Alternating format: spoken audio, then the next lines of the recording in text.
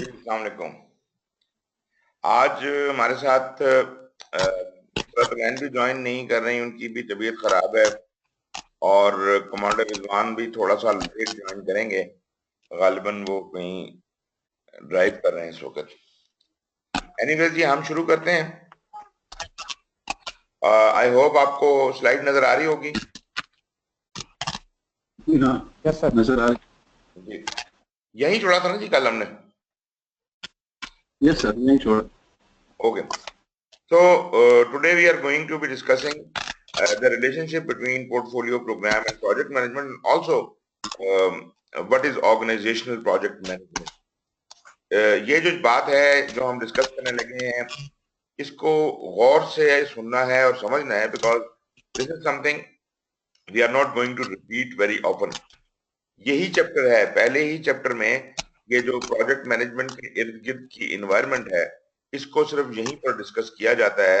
और अगर ये बात आपको समझ आ जाए कि आप किस फ्रेम के अंदर बैठे हुए हैं, आपके ऊपर कौन है, नीचे कौन है, दाएं कौन है, बाएं कौन है, आपकी सराउंडिंग आपको पूरी तरह से पता हो, तो कॉन्सेप्ट आपका ठीक रहेगा। इसके बाद आगे आगे जो हम चलेंगे तो हम चले जाएंगे प्रोजेक्ट मैनेजमेंट की साइड पर। तो अभी हमने ये समझना है कि प्रोजेक्ट के इर्द गिर्द का क्या माहौल है और ये सब चीजें जो है कैसे हैपन करेंगी। तो इसमें हम प्रोग्राम मैनेजमेंट को थोड़ा सा डिस्कस करेंगे, पोर्टफोलियो मैनेजमेंट को डिस्कस करेंगे, प्रोजेक्ट और स्ट्रेटेजिक प्लानिंग है, और पीएमओ का रोल है, प्रोजेक्ट मैनेजमेंट ऑफिस। बड़ा नाम आपने सुना होगा, पीएमओ। पीएमओ को हम डिस्कस करेंगे और आपको बहुत सारी बातें यहाँ पे क्लियर होंगी कि ये भला क्या है और किस तरीके के साथ इसका रोल क्या है, क्या किया जाता है। जो कुछ हम करते हैं पीएमओ के साथ, क्या वही इसका रोल है या कुछ और है। फर्स्ट फिर ऑर्गेनाइजेशनल प्रोजेक्ट मैनेजमेंट है। यहाँ पे एक चीज देखने वाली है और समझने वाली है, और वो ये है कि ये जो कुछ भी हम बात करते हैं कि प्रोजेक्ट मैनेजमेंट है, प्रोग्राम मैनेजमेंट है, पोर्टफोलियो मैनेजमेंट है, ये सब चीजें एक ऑर्गेनाइजेशन के अंदर किसी एक खास पर्पस के लिए की जाती है। आई होप हमने प्रोजेक्ट, प्रोग्राम और पोर्टफोलियो के बारे में पहले बात की थी कि नहीं की थी? थोड़ी बहुत की थी सर। ओके, डिटेल से नहीं की थी। अच्छा, अब ये जो तीनों चीजें हैं, हम अमूमन हम इस ख्याल में रहते हैं कि शायद प्रोजेक्ट कोई बहुत बड़ा या कॉम्प्लेक्स काम हो जाए तो फिर वो उसको शायद हम प्रोग्राम कह लिया करेंगे। ये बिल्कुल बिल्कुल गलत कॉन्सेप्ट है। और इवन जो लोग प्रोग्राम्स चला रहे हैं वो भी हमारे यहाँ इन चीजों को सही मानों में नहीं समझते। बल्कि it is not only the matter कि हमारे यहाँ लोग नहीं समझते, मैं तो ये कहूंगा कि बाहर भी बहुत लोगों से जो मेरा इंटरेक्शन हुआ है, अक्सर लोग इसके सही कॉन्सेप्ट से वाकिफ नहीं है, और वो यही बात करते हैं कि जी बड़ा प्रोजेक्ट है तो प्रोग्राम हो गया। और प्रोग्राम, इवन आप ये देखिए कि गवर्नमेंट के प्रोग्राम्स होते हैं, उसके बाद ये जो डोनर एजेंसीज के प्रोग्राम होते हैं, और आप उन लोगों को, मैंने उनको ट्रेनिंग्स करवाई हैं और उनके साथ जब बातचीत करते हैं तो कॉन्सेप्ट क्या प्रोग्राम है और क्या प्रोजेक्ट है उनको भी क्लियर नहीं होता। मैं एक ब्रॉड बात आपको बता दूं कि अगर आप कोई ऐसा काम कर रहे हैं, कोई जिससे कोई रिजल्ट निकालना चाहते हैं, कोई प्रोडक्ट निकालना चाहते हैं, कोई सर्विस निकालना चाहते हैं, वो जिसको हम कहते हैं ना कि यूनिक प्रोडक्ट, सर्विस और रिजल्ट, तो कोई डिलीवरेबल अगर निकलता है तो ये हमेशा प्रोजेक्ट ही होगा। प्रोजेक्ट ही के अंदर डिलीवरेबल निकलता है। अब वो डिलीवरेबल एक छोटा सा डिलीवरेबल हो या बहुत बड़ा डिलीवरेबल हो, it does not matter. Till the time we are working towards the achievement of a deliverable, we are always working for a project. That is project management. आप एक घर बनाने का प्रोजेक्ट कर रहे हैं, आप एक कॉलोनी बनाने का प्रोजेक्ट कर रहे हैं, आप एक गांव आबाद करना है, गांव कंस्ट्रक्ट करना है, शहर कंस्ट्रक्ट करना है, या दुनिया कंस्ट्रक्ट करनी है, what ever it is still a project. उसका साइज बड़ा हो जाने से वो चीज नहीं बन जाती। फिर प्रोग्राम क्या भला है? प्रोग्राम एक ऐसी चीज है के अंदर हम प्रोडक्ट पे फोकस नहीं करते। भले उसके काम करने के दौरान बहुत सी प्रोडक्ट्स बने, लेकिन प्रोडक्ट बनाना हमारा मकसद नहीं होता। हमारा मकसद बड़ा बेनिफिट है जो अल्टीमेटली हम उस सारी इनिशिएटिव से अकम्प्लिश करना चाहते हैं, रियलाइज करना चाहते हैं। तो मिसाल के तौर पे हम जब एक स्कूल कंस्ट्रक्ट कर रहे हैं तो आपकी जिम्मेदारी उस स्कूल के कंस्ट्रक्शन में, स्कूल कंस्ट्रक्शन क्या हुआ, प्रोजेक्ट हुआ या प्रोग्राम हुआ? प्रोग्राम। स्कूल कंस्ट्रक्शन एक प्रोग्राम है जी। प्रोजेक्ट। जी क्या? प्रोजेक्ट। प्रोजेक्ट है। ओके, रिजवान साहब आपका क्या ख्याल है? I think project. ओके, देखिए जी, डिलीवरेबल निकल रहा है ना। एक एक चीज स्कूल की सूरत में हमारे सामने आएगी जिसकी दीवारें होंगी, ईंटें लगी होंगी, जिसकी बाकायदा स्पेसिफिकेशंस होंगी, डायमेंशंस होंगी, फीचर्स होंगे, फंक्शंस होंगे। तो इसका मतलब है ये सारे फंक्शंस, फीचर्स अगर हम आइडेंटिफाई कर लें और फिर उनको बनाने के लिए एफर्ट करें तो हम प्रोजेक्ट बना रहे हैं ना। प्रोग्राम कैसे हुआ? लेकिन ये स्कूल जो है अल्टीमेटली किसी मकसद के लिए बनाया जा रहा है, इससे कोई फायदा होना है। वो फायदा क्या है? यहाँ पे बच्चे आएंगे, स्कूल में पढ़ेंगे, उससे कम्युनिटी का फायदा होगा, कौम बढ़ेगी, एजुकेशन लेवल बढ़ेगा मुल्क में, या थिंग्स लाइक दैट। तो वो बेनिफिट्स को तो हम फोकस नहीं करते प्रोजेक्ट में। हम जब स्कूल बना रहे होते हैं हम ये नहीं देखते कि जनाब बच्चा कितना अच्छा पढ़ेगा, उस बच्चे की क्या क्लासिफिकेशन होगी, किस किस्म के बच्चे होंगे। मतलब वो हमारी रिक्वायरमेंट भी हो सकता है कि यहाँ पे जनाब इस तरह के बच्चों ने पढ़ना है, इसलिए इसकी इन्वायरमेंट इस तरह की बनाई जाए, इसको इस तरह से किया जाए। लेकिन जब स्कूल बन जाएगा और मैं एज अ प्रोजेक्ट मैनेजर उसको कंप्लीट करके हैंड ओवर करके चला जाऊंगा और मेरा प्रोजेक्ट खत्म हो जाएगा, तो उस स्कूल का बेनिफिट निकालना प्रोजेक्ट मैनेजर की जिम्मेदारी में तो नहीं आता। उस स्कूल को कोई चलाता है या नहीं चलाता, प्रोजेक्ट मैनेजर, अगर वो स्कूल नहीं चलता तो क्या प्रोजेक्ट मैनेजर को पकड़ के फांसी पे चढ़ा दिया जाएगा? नहीं हो सकता ना। प्रोजेक्ट मैनेजर का तो कसूर नहीं है।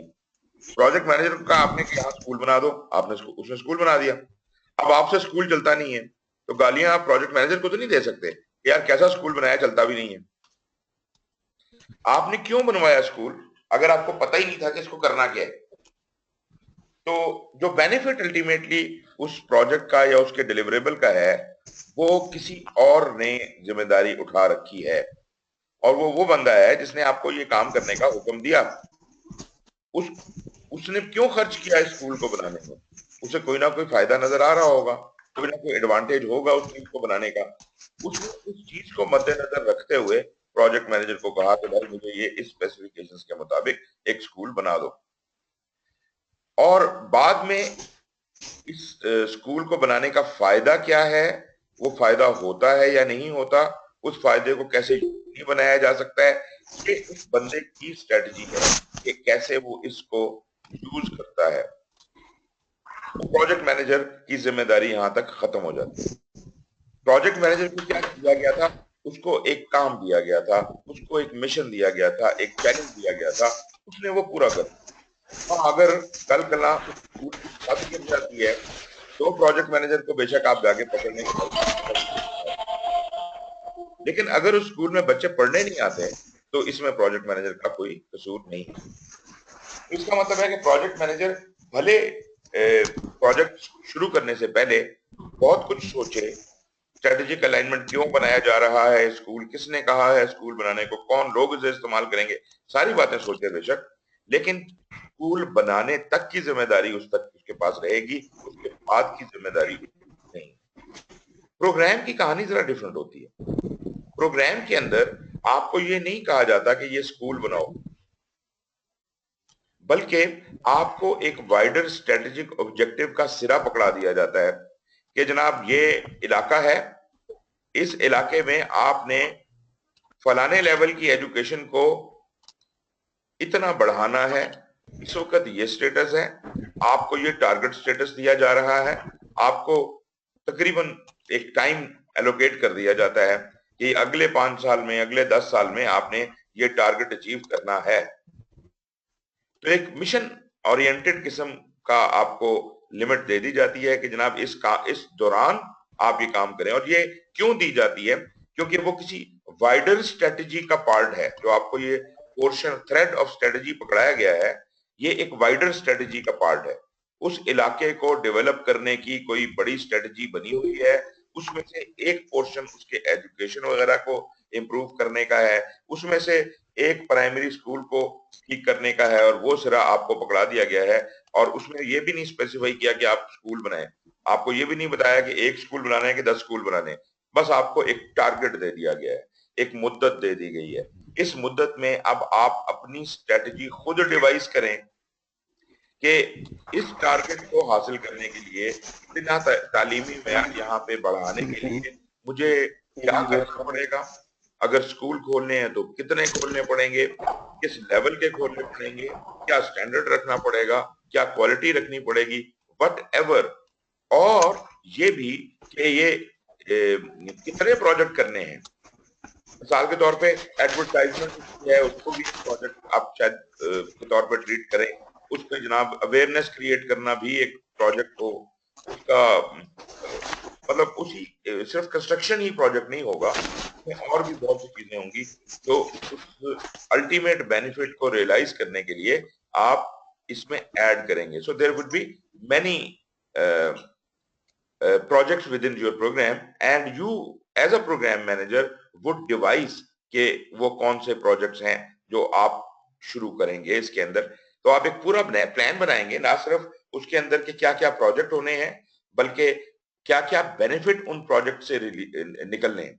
आई मीन प्रोजेक्ट से तो डिलीवरेबल ही निकलेगा, लेकिन उस डिलीवरेबल को बेनिफिट में कन्वर्ट कैसे किया जा सकता है, और उन बेनिफिट्स को मिला के उनको कंसोलिडेट करके किस तरह से इस बेनिफिट को पब्लिक तक पहुंचाया जाएगा, एंड यूजर तक पहुंचाया जाएगा। अगर मैं स्कूल बना के कहूं कि जी अच्छा मैंने स्कूल बना दिया, चला भी दिया, स्टार्ट भी कर दिया, अब ये मैंने हवाले कर दिया पब्लिक के और अब मेरी छुट्टी हो गई ना, ये भी नहीं चलेगा। मैंने उसको सस्टेन भी करके देना है। पता चले मैं स्कूल बना के और उसमें भर्तियां करके पहली दफा हायरिंग करके और स्कूल का स्टाफ रख के और चला के मैं कहूँ जी मैं जा रहा हूँ वापस, तो वो जो चलाने वाले हैं ना उनको ट्रेनिंग है ना कोई और है, वो स्कूल का बेड़ा गर्क करके रख दें, ये भी मेरा प्रोग्राम का मकसद फेल हो जाएगा। इसलिए मैं उस स्कूल को कुछ अरसा चलाने का भी जिम्मेदार रहूंगा, और जब मैं देखूंगा कि अब ये फ्लो में आ गया है, इसको कहते हैं सस्टेनेंस। पहले तो मैंने उससे प्रोडक्ट्स बनाई, प्रोडक्ट बनाने के बाद मैंने उससे बेनिफिट निकाले, बेनिफिट रियलाइज होने के बाद मैंने उनको कंसोलिडेट किया बेनिफिट्स को, और उनको सस्टेन किया एक खास मुद्दत के लिए। और जब मुझे यकीन हो गया कि जनाब अब ये चीजें अपने फ्लो में आ गई हैं, अब इनको किसी के हवाले, ऑपरेशंस के या कस्टमर के हवाले किया जा सकता है, तो मैंने उसको हैंड ओवर करना है। इसको कहते हैं ट्रांजिशनिंग। ये जो बेनिफिट्स हैं अब मैं ट्रांजिशन कर दूंगा किसी के हवाले, और जब वो सक्सेसफुल ट्रांजिशन हो जाएगी चलती हालत में, तो मैं कहूंगा अब मेरा प्रोग्राम खत्म हुआ। बेशक प्रोग्राम की मुद्दत प्रोजेक्ट्स की मुद्दत से निस्बतन ज्यादा हो सकती है, लेकिन ये कोई पक्का रूल नहीं है। प्रोग्राम छोटा भी हो सकता है कोई एक आध प्रोजेक्ट चल रहा हो आपके इलाके में जो प्रोग्राम की मुद्दत से भी लंबा हो। तो ये कोई मतलब की नहीं है कि प्रोग्राम हमेशा छोटा ही होगा, लेकिन प्रोग्राम बड़ा भी हो सकता है, लेकिन अमूमन बड़ा होता है क्योंकि ये विजन को पूरा करने के लिए होता है, बड़ी मुद्दतों को कवर करता है। इसलिए 3 साल भी हो सकता है, 5 साल, 7 साल, 10 साल, 25 साल, 50 साल। प्रोग्राम्स बड़े बड़े भी होते हैं। NASA started as a program, लेकिन बाद में उन्होंने ये अंदाजा लगाया कि ये प्रोग्राम तो कभी खत्म नहीं होगा, ये तो इन्फिनिट है, क्योंकि वो क्लियरली स्पेसिफाइड उसकी लिमिट्स नहीं थी। Ultimately they decided to convert it into an organization. अब नासा एक ऑर्गेनाइजेशन बन चुकी है और उसके अंदर कई प्रोग्राम चल रहे हैं। हर मिशन जो स्पेस में जाता है वो एक अलग प्रोग्राम के तौर पे जाता है, और उसके अलावा उस प्रोग्राम में पता नहीं कितने प्रोजेक्ट्स होते हैं। प्रोग्राम जो चल रहे हैं नासा में, उनके अलावा छोटे मोटे कितने प्रोजेक्ट चल रहे होते हैं independently. So you see, projects भी एक ऑर्गेनाइजेशन में चलते हैं, प्रोग्राम्स भी एक ऑर्गेनाइजेशन में चलते हैं। अब आ जाते हैं पोर्टफोलियो की तरफ। ये जितने भी आपकी ऑर्गेनाइजेशन, अगर अच्छी ऑर्गेनाइजेशन है और वोलेटाइल ऑर्गेनाइजेशन है और चेंज ओरिएंटेड ऑर्गेनाइजेशन है, तो आपकी ऑर्गेनाइजेशन मुसलसल इंप्रूव और एनहांस करने वाली ऑर्गेनाइजेशन के लिए ये जरूरी है कि वो कुछ प्रोजेक्ट्स और प्रोग्राम जरूर चला रही होगी। ये इस बात की निशानी है कि ये ऑर्गेनाइजेशन मुसलसल एनहांस और इंप्रूव कर रही है। जिस ऑर्गेनाइजेशन में आपको प्रोजेक्ट ना होते हुए नजर आए, कोई अवेयरनेस ना हो इन चीजों की, कुछ ना हो रहा हो, सिर्फ ऑपरेशन चल रहे हो, तो चल तो रही है वो ऑर्गेनाइजेशन, मैं ये तो नहीं कहता कि ये डेड ऑर्गेनाइजेशन है, चल तो रही है, लेकिन इसमें इंप्रूवमेंट की कोई उम्मीद नजर नहीं आती। ये आहिस्ता आहिस्ता गल सड़ के खत्म हो जाएगी, क्योंकि एक ही घिसे पिटे तरीके के साथ चलते चलते तरीके पुराने हो जाएंगे, चीजें जो आउटपुट वो निकालती है, जो डिलीवरेबल वो निकालती है, वो पुरानी हो जाएगी, अब वो फरसूदा हो जाएगी। आज जो नए लोग आएंगे मार्केट में, जो कस्टमर है, वो उस तरह की चीज को एक्सेप्ट करना छोड़ देंगे, अल्टीमेटली बिजनेस खत्म हो जाएगा। लेकिन अगर मैं ऑपरेशन बंद कर दूं और मैं इस जोश में कि जी प्रोजेक्ट मैनेजमेंट ही सारा कुछ होती है और मैं जनाब बस यही कुछ किया करूंगा, तो मैं ऑपरेशन बंद कर दूं, तो आपका फौरन सांस बंद हो जाएगा, क्योंकि ऑपरेशंस की वजह से तो रोजी कमाते हैं। अगर मैं ऑपरेशन चलाना बंद कर दूं तो मैंने तो अपना सांस बंद कर दिया। तो इसका मतलब ये है कि मैं कतन ये नहीं कहना चाह रहा कि प्रोजेक्ट मैनेजमेंट सबसे उर्फा है और प्रोजेक्ट मैनेजमेंट के बगैर कुछ हो नहीं सकता। मैं ये कह रहा हूं कि प्रोजेक्ट मैनेजमेंट मुसलसल ऑर्गेनाइजेशन को एनहांस और इम्प्रूव करने का एक जरिया है। और प्रोजेक्ट मैनेजमेंट सिर्फ प्रोजेक्ट्स की मैनेजमेंट नहीं है, बल्कि ये दुनिया में और भी कुछ चीजें हैं जो इससे वसी हैं।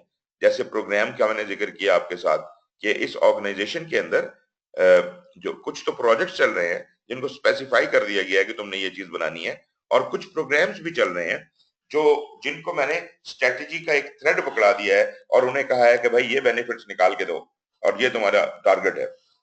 तो फिर उस स्ट्रेटेजी को वो खुद ही अपनी स्ट्रेटेजी बनाएंगे, खुद ही ट्रांसलेट करेंगे, और जो भी कार्रवाई करनी है प्रोग्राम जो है उस मिशन के ऊपर निकल जाएगा, बेनिफिट्स को रियलाइज करने के मिशन पे। अब मेरी ऑर्गेनाइजेशन में जितने भी प्रोजेक्ट्स और प्रोग्राम्स चल रहे होंगे, उनको कोई ऑर्केस्ट्रेट भी तो करेगा, कोई हिसाब किताब भी तो रखेगा कि ये सब कुछ हो क्या रहा है, ठीक हो भी रहा है कि नहीं हो रहा, कोई करप्शन तो नहीं हो रही, कोई जिस मकासद के लिए जिन चीजों को शुरू किया गया है, क्या वो मकासद अचीव भी हो रहे हैं। तो ये सारे प्रोजेक्ट्स और प्रोग्राम जो हैं एट एनी वन टाइम जो चल रहे होते हैं, उसको हम कहते हैं कि ये मेरी ऑर्गेनाइजेशन का पोर्टफोलियो है। ऑल्दो पोर्टफोलियो तो है, लेकिन क्या आप अपने पोर्टफोलियो को मैनेज भी कर रहे हैं कि नहीं कर रहे हैं?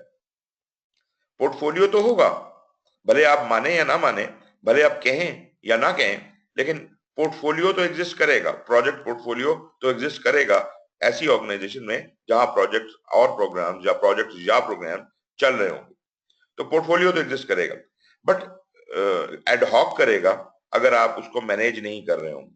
तो इसका मतलब है कि पोर्टफोलियो की जिम्मेदारी में प्रोजेक्ट्स और प्रोग्राम्स आते हैं।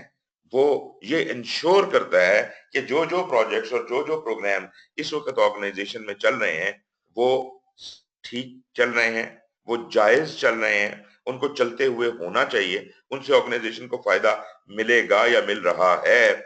और साथ ये भी देखता है कि इन्वेस्टमेंट डिसीजन मेकिंग का जो हक है या जो ताकत है, वो भी पोर्टफोलियो के पास है कि भाई मेरे पास महदूद पैसे हैं ऑर्गेनाइजेशन के, ये किस प्रोजेक्ट और किस प्रोग्राम को कितने कितने दिए जाएं, रिसोर्सेज कितने कितने किसको दिए जाएं। अब ये फैसला करने के लिए पोर्टफोलियो को ये पता होना चाहिए कि कौन सा प्रोजेक्ट और कौन सा प्रोग्राम मेरे लिए कितना इंपॉर्टेंट है, ऑर्गेनाइजेशन की स्ट्रेटजी के लिए वो कितना इंपॉर्टेंट है, और उन मतलब ये है कि प्रोजेक्ट्स और प्रोग्राम्स की सिलेक्शन का काम पोर्टफोलियो करेगा।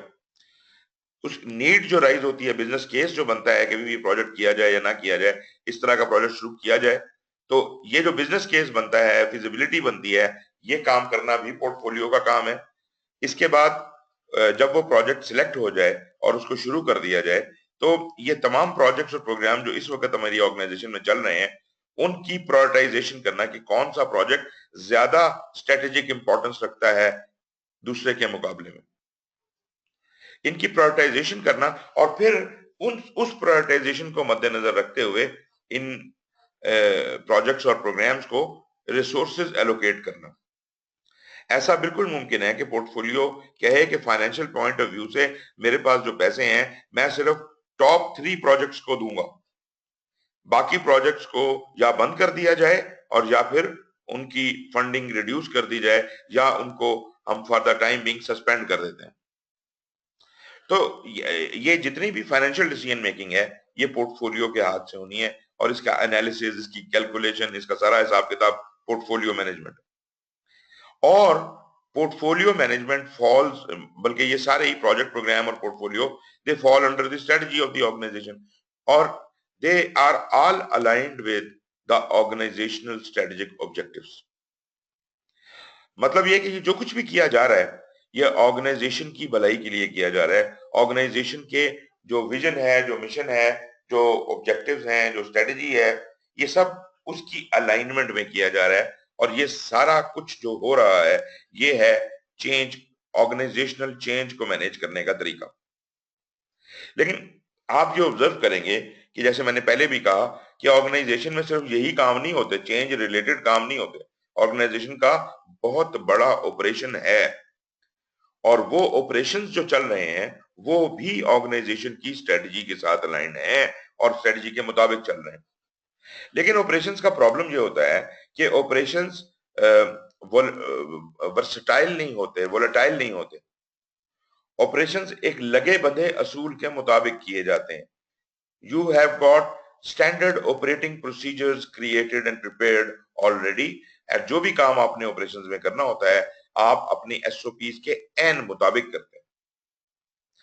आपको ये इजाजत नहीं होती कि आप अभी खुद से एक नया प्रोसीजर क्रिएट कर लें और ऑर्गेनाइजेशन को अपनी मर्जी से किसी और तरह से चलाना शुरू कर दें। अगर आप ऐसी कोई तब्दीली करना चाहते हैं, पहली बात तो ये कि ऐसी तमाम तब्दीलियां ऑर्गेनाइजेशनल लेवल पे होनी चाहिए ऑर्गेनाइजेशन की, क्योंकि स्ट्रेटजी को वो इम्पैक्ट करेंगी या उसमें बेहतरी लाएंगी या खराबी लाएंगी। तो जो चीजें ऑर्गेनाइजेशन की स्ट्रेटजी को इम्पैक्ट कर रही हैं उसका फैसला भी ऑर्गेनाइजेशन के लीडर्स को ही लेना चाहिए। जो एग्जीक्यूटिव कमेटी है उसको ही ये फैसला लेना चाहिए कि कौन सी ऑपरेशनल आइटम चेंज करने वाला है और जिस चीज को चेंज किया जाए उस चीज को चेंज ऑपरेशन वाले बैठ के ना कर लें, बल्कि ये एक चेंज है जो कि इंटरनली हमें फील हुई है। इस चेंज को लाने का एक तरीका कार वजह किया जाए, उसकी फिजिबिलिटी बनाई जाए और अगर वाकई वो जायज रिक्वायरमेंट है तो उसको एक प्रोजेक्ट की शक्ल देके उस चीज को इन पैरेलल चला के कंप्लीट किया जाए और मिशन को अकम्प्लिश किया जाए, बजाय इसके कि हम ऑपरेशंस भी चला रहे हैं और साथ साथ वही बंदा जो ऑपरेशन चला रहा है वही प्रोजेक्ट कराना शुरू कर दे। तो इसमें बहुत डिस्पैरिटी आ जाती है, ऑपरेशन वाले और प्रोजेक्ट वालों में बहुत फर्क होता है। तो ऑपरेशन को चलने दें जैसे वो चल रहा है और meanwhile you experiment with your project and if it is successful the lessons learned from the project can be adopted into the operation and SOPs can be revised accordingly. And then in future you would be doing things as you have learned and as you have made new SOPs. तो ये मैंने एक छोटी सी example आपको दी कि कैसे projects operations के ऊपर असर डालता है। अगर मगर डायरेक्टली ऑपरेशन की कोई ताकत नहीं है कि वो खुद से कोई तब्दीली कर सके। मुझे पता है कि हम लोग ऑर्गेनाइजेशन में कोई सही ना तो प्रोजेक्ट मैनेजमेंट करते हैं ना इवन ऑपरेशन मैनेजमेंट करते हैं। हमने हर चीज का एक घड़संबा बनाया होता है। ऑपरेशन के अंदर ही प्रोजेक्ट चल रहा होता है, ऑपरेशन के प्रोजेक्ट के अंदर ही ऑपरेशन चल रहा होता है, बल्कि जो बंदा ऑपरेशन कर रहा है वही प्रोजेक्ट भी कर रहा है और वही प्रोग्राम है, उसको प्रोग्राम कहना शुरू कर देता है और ज्यादा मुंह टेढ़ा करके बोल रहा है, अंग्रेजी बोलनी है तो पोर्टफोलियो का लफ्ज भी इस्तेमाल कर लेते हैं लोग। लेकिन इस बात की तो समझ ही नहीं है कि हम कर क्या रहे हैं। तो जब तक हमें इन बातों की समझ नहीं आएगी, सारी चीजें अपने अपने पर्सपेक्टिव में सही जगह पे आके बैठेंगी नहीं, तब तक आपको विजडम नहीं आएगी, आपको एक जो प्रॉपर लॉजिक है वो इस्टेब्लिश नहीं होगा। And I must tell you, बल्कि आप पहले जानते हैं कि इल्म हासिल करने का, विजडम सीखने का कभी कोई लास्ट टाइम नहीं होता। You can always learn things, it doesn't matter. मतलब मैंने ये सब कुछ जो सीखा प्रैक्टिस में तो बहुत सी चीजें पहले से थी। ट्रस्ट मी कि मैंने रिटायर होने के बाद ये सब कुछ सीखा और उसके बाद मैंने फिर लोगों को सिखाना शुरू किया और ये सब बहुत से प्रोजेक्ट्स के ऊपर इंटरेक्ट भी किया, बहुत सा काम भी किया। तो कहने का मकसद है कि परेशान होने की बात नहीं है कि ओहो हमने तो अपनी जिंदगियां गुजार दी और ये तो दुनिया ही कुछ और है। अगर आपको इस बात का एहसास हो भी जाता है तो it is never too late. Anyways, तो ये जो सारा माहौल है प्रोजेक्ट, प्रोग्राम और पोर्टफोलियो का, ये है ऑर्गेनाइजेशन में तब्दीली लाने का जरिया। और ऑर्गेनाइजेशन में क्या तब्दील करना है? बुनियादी तौर पे ऑपरेशंस में कोई तब्दीली लानी होगी, या ऐसा भी हो सकता है कि जो तब्दीली की जरूरत है वो आपको अंदरूनी नहीं बल्कि बैरूनी तौर पे महसूस हुई हो। मतलब आपका कस्टमर ये डिमांड करना शुरू कर दे कि जनाब मुझे आपका प्रोडक्ट पसंद नहीं है, मुझे आजकल तो एडवांस चीजें बन गई हैं, अब तो इस तरह के आइटम आना शुरू हो गए हैं, तो आपको अपनी स्ट्रेटजी ही बदलना पड़े मार्केट फोर्सेस को देखते हुए, एनवायरनमेंट को देखते हुए, गवर्नमेंट की रेगुलेशंस को देखते हुए। सो बहुत सी फोर्सेस एक्सटर्नली भी आपको अपनी ऑर्गेनाइजेशन में तब्दीली लाने का के लिए फोर्स करती हैं, जिसकी वजह से हमें अपनी स्ट्रेटजी बदलनी पड़ती है। और कोई भी तब्दीली लाने के लिए मुझे इस फ्रेमवर्क के अंदर आना पड़ेगा, इस स्ट्रेटेजिक एग्जीक्यूशन फ्रेमवर्क में, जहां पे प्रोजेक्ट, प्रोग्राम्स और पोर्टफोलियोज के तौर पे इन चेंजेस को हैंडल किया जाता है।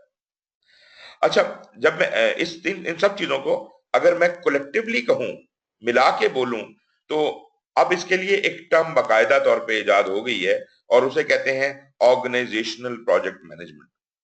ये लफ्ज हम क्यों इस्तेमाल करना चाह रहे हैं? क्योंकि जब मैं खाली प्रोजेक्ट मैनेजमेंट का लफ्ज इस्तेमाल करता हूं तो इससे लगता है कि किसी एक प्रोजेक्ट की बात हो रही है और उसकी पूरी वो एनकम्पस नहीं करता पूरी कहानी।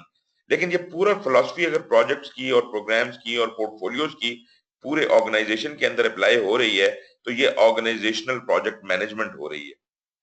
और इन चीजों को जब इकट्ठे इस्तेमाल किया जाएगा तो लाजमी बात है, ये तो इंडिविजुअल आइटम्स है, एक प्रोजेक्ट चल रहा है, एक प्रोग्राम चल रहा है, एक पोर्टफोलियो एक ओवरऑल चल रहा है, बेशक वो किसी भी हायरार्की में हो, इनके दरमियान में कोई लिंकेजेस भी तो एग्जिस्ट करते हैं। प्रोजेक्ट की अपनी वर्कफोर्स होगी, प्रोग्राम की अपनी होगी, पोर्टफोलियो की अपनी होगी। Where is the linking workforce? वो वाले काम कौन करेंगे जो इन सारी चीजों को आपस में जोड़ने का काम, इंटीग्रेट करने का काम या ग्लू करने का काम करेगा? इसका मतलब है कि there has to be certain organisational processes and practices which will glue these three managements together. और वो होंगी तो हमारा ऑर्गेनाइजेशनल प्रोजेक्ट मैनेजमेंट का फ्रेमवर्क अपनी सही जामिया शक्ल इख्तियार करेगा। उनको हम कहते हैं organisational enabling practices. Organisational enabling practices, और ये हम आगे देखेंगे वो चार चीजें होती हैं कि ऑर्गेनाइजेशन का स्ट्रक्चर कैसा है, ऑर्गेनाइजेशन का कल्चर, वो सब कुछ इसके अंदर आएगा। तो उसकी वजह से आपका ऑर्गेनाइजेशनल प्रोजेक्ट मैनेजमेंट का एक ऐसा फ्रेमवर्क बनेगा जो एक ऐसा मैकेनिज्म या ऐसा फ्रेमवर्क आपको दे देगा जिसकी वजह से आप कंसिस्टेंटली और प्रिडिक्टिवली ऑर्गेनाइजेशनल स्ट्रेटजी को प्रोड्यूस कर सकेंगे, उससे बेटर परफॉर्मेंस, खूब से खूब तर, बेटर रिजल्ट्स, और उससे सबसे बड़ी बात ये कि आपको कंपिटेटिव एडवांटेज मिलेगा, सिर्फ एक दफा नहीं, सस्टेनेबली मिलेगा। आप सस्टेन करेंगे। पहली दफा तो जिसे कहते हैं ना कि अगर मैं इस मैकेनिज्म के तहत चलूं तो मैं अपने कंपटीशन से कहीं आगे बढ़ जाऊंगा। लेकिन ये आगे बढ़ना सिर्फ एक दफा की छलांग नहीं होनी चाहिए, बल्कि आपने जो लीड ली है उसको सस्टेन भी करने की सलाहियत हो कि हम एक दफा तो आगे बढ़ गए हैं, अब आगे ही आगे बढ़ते चले जाएं, कॉन्टिन्यूसली आगे बढ़ते चले जाएं, मैं अपनी कामयाबी को सस्टेन कर सकूं। तो मैं आपको ये बात यकीन से कह सकता हूं कि चूंकि हम तो ये सब कुछ इस्तेमाल नहीं करते ना, जिस चीज को हम कामयाबी कहते हैं, जो हमारी सोच के मुताबिक कि हम तो बड़ी आला ऑर्गेनाइजेशन चला रहे हैं जी, हमने तो तोपें चला दी, हमने तो बड़ी तबाही मचाई हुई है, हम सबसे अच्छे हैं, हमारा ख्याल है कि हम सबसे अच्छे हैं। हमें अभी तक इस बात का अंदाजा ही नहीं कि हम और कितने अच्छे हो सकते हैं और हम और किन लोगों को बीट कर सकते हैं। हमने अपने लिए सिर्फ एक कुएं के मेंढक की तरह एक छोटी सी हद मुकर्रर कर ली है और उसमें हम मुकाबला करके और एडहॉक प्रिंसिपल्स के तहत, जाती विजडम के तहत कामयाबियां हासिल करके बड़े खुश हो रहे होते। लेकिन अगर हम इस तरह से काम करें एक स्ट्रक्चर्ड तरीके के साथ काम करें तो हम मुसलसल कामयाबी की तरफ बढ़ सकते हैं, परफॉर्मेंस बढ़ा सकते हैं, अच्छे रिजल्ट दे सकते हैं और सस्टेनेबली कॉम्पिटिटिव एडवांटेज हासिल कर सकते हैं। ये है जी ऑर्गेनाइजेशनल प्रोजेक्ट मैनेजमेंट का खुलासा। अब आगे चलने से पहले मैं बल्कि आपसे पूछूंगा कि ये जो कुछ मैंने बातचीत की है ये कुछ काबिले हजम थी या नहीं थी? जी जनाब आबिद। Yes sir. सर जी, ये ऑर्गेनाइजेशनल इनेबलिंग प्रैक्टिसेस में हायरार्की के अलावा और क्या चीजें शामिल हैं? वो भी आएगा आगे, अगली स्लाइड में आपको दिखाता हूँ। उसमें अपना फंक्शनल है, कल्चरल है और इस तरह की चीजें हैं जो उसको ग्लू करने का काम करती हैं। वो भी अगली स्लाइड में आएगा तो मैं आपको दिखाता हूँ। जी सर। जी गाजी। जी सर, समझ में आ गया सर। ओके। रिजवान साहब आपका माइक नहीं है ऑन, क्या आप सर मोबाइल से? Can you hear me now sir? Sir अभी आ रही है आवाज सर? नहीं, रिजवान की बात करो। रिजवान साहब, कमांडर रिजवान। सर अभी आ रही है आवाज? ये आवाज तो आ रही है लेकिन आपका माइक मुझे क्लोज नजर आ रहा है। नहीं सर, माइक तो ऑन है मेरे पास, तो आ रहा है। माइक ऑन है, ओके। जी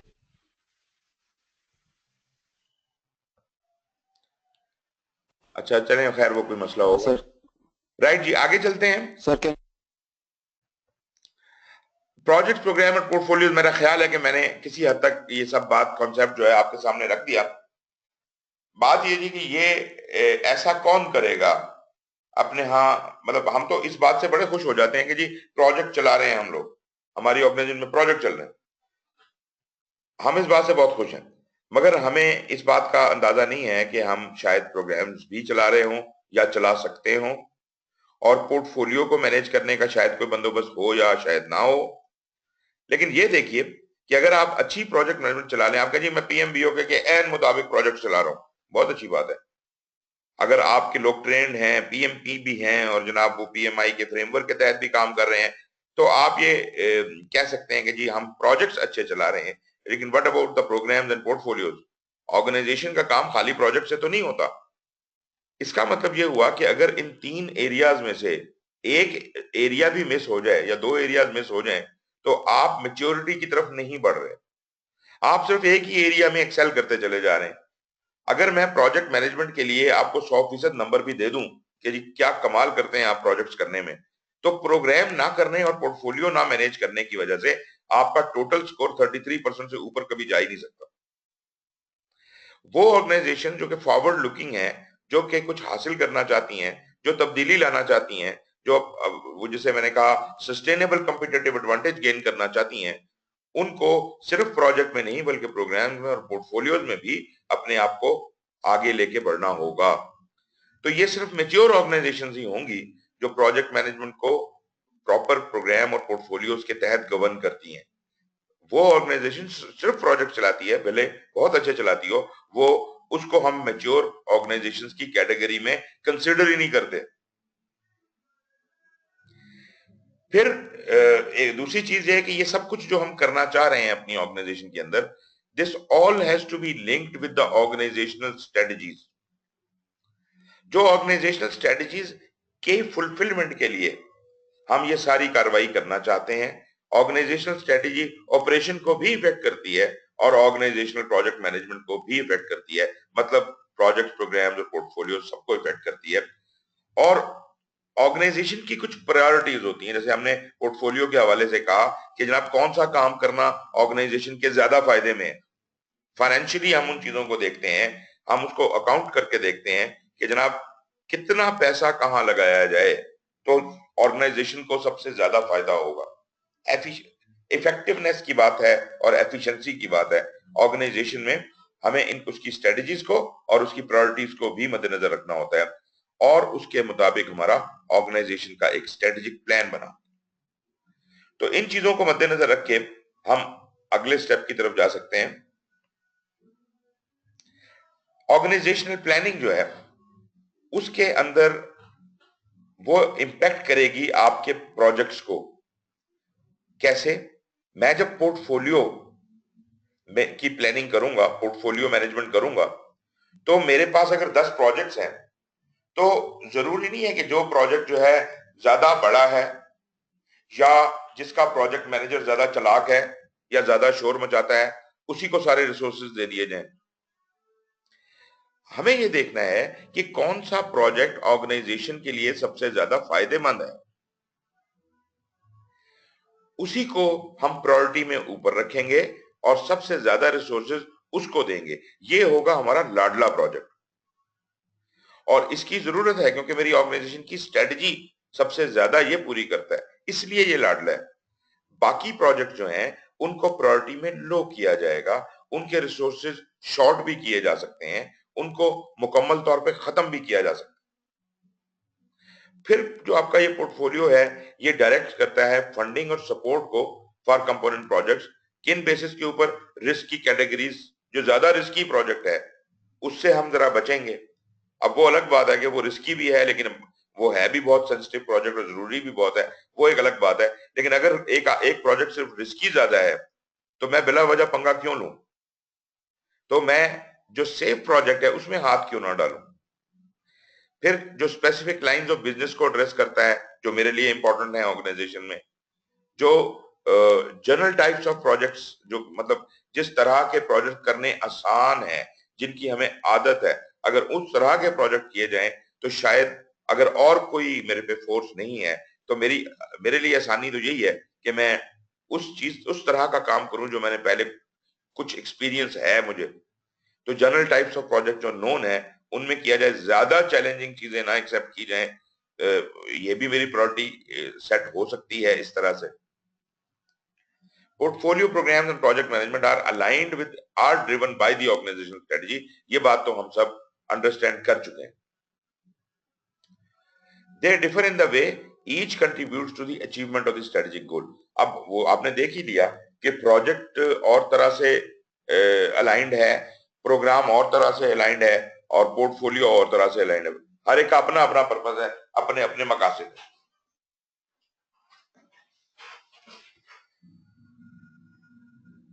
ओके, ये जनाब आपको अलाइनमेंट दिखा रहा है। अगली स्लाइड पता नहीं आपके सामने आ गई है कि नहीं आई है।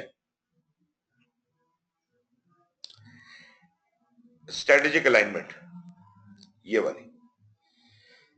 ओके जी, स्ट्रेटेजिक अलाइनमेंट में आपको अलाइनमेंट दिखाई जा रही है कि पोर्टफोलियो कैसे अलाइन करता है, प्रोग्राम कैसे करता है, प्रोजेक्ट कैसे करता है। मैंने पिछली स्लाइड में यही कहा ना कि ये तीनों चीजें अलाइन करती हैं ऑर्गेनाइजेशन की स्ट्रेटजी से, मगर अब इनकी अलाइनमेंट है किस तरह से, इसको देखने के लिए पोर्टफोलियो जो है वो अलाइन कर रहा है ऑर्गेनाइजेशन की स्ट्रेटजी से by selecting the right programmes or projects. सही सिलेक्शन करके, उनकी सही प्रायोरिटाइजेशन करके और उनको उस प्रायोरिटाइजेशन के हिसाब से रिसोर्सेज प्रोवाइड करके। जो कंफ्लिक्टिंग रिसोर्सेज होते हैं, जो स्ट्रेटेजिक रिसोर्सेज होते हैं, वो हम प्रायोरिटी के हिसाब से एलोकेट करते हैं। मिसाल के तौर पे आपके पास 4 कंस्ट्रक्शन के प्रोजेक्ट चल रहे हैं और एक बुलडोजर है। अब वो किसी चारों प्रोजेक्ट मांग रहे हैं एक ही वक्त में, और अगर मैं उन प्रोजेक्ट्स की जरूरत की हिसाब से देखूं तो हर किसी को जरूरत है और हर कोई एक दूसरे से ज्यादा चीख रहा है कि मुझे ही दे दो, मैं डेडलाइन मीट करनी है, मैंने जनाब मैं क्रिटिकल पाथ पे हूं, मेरा ये मसला है, मेरा वो मसला है। सब अपने अपने मसाइल के साथ अपने अपने प्रोजेक्ट को एडवोकेट कर रहे हैं, लेकिन आप ये डोजर किसको देंगे? जो ज्यादा शोर करेगा उसको दे देंगे?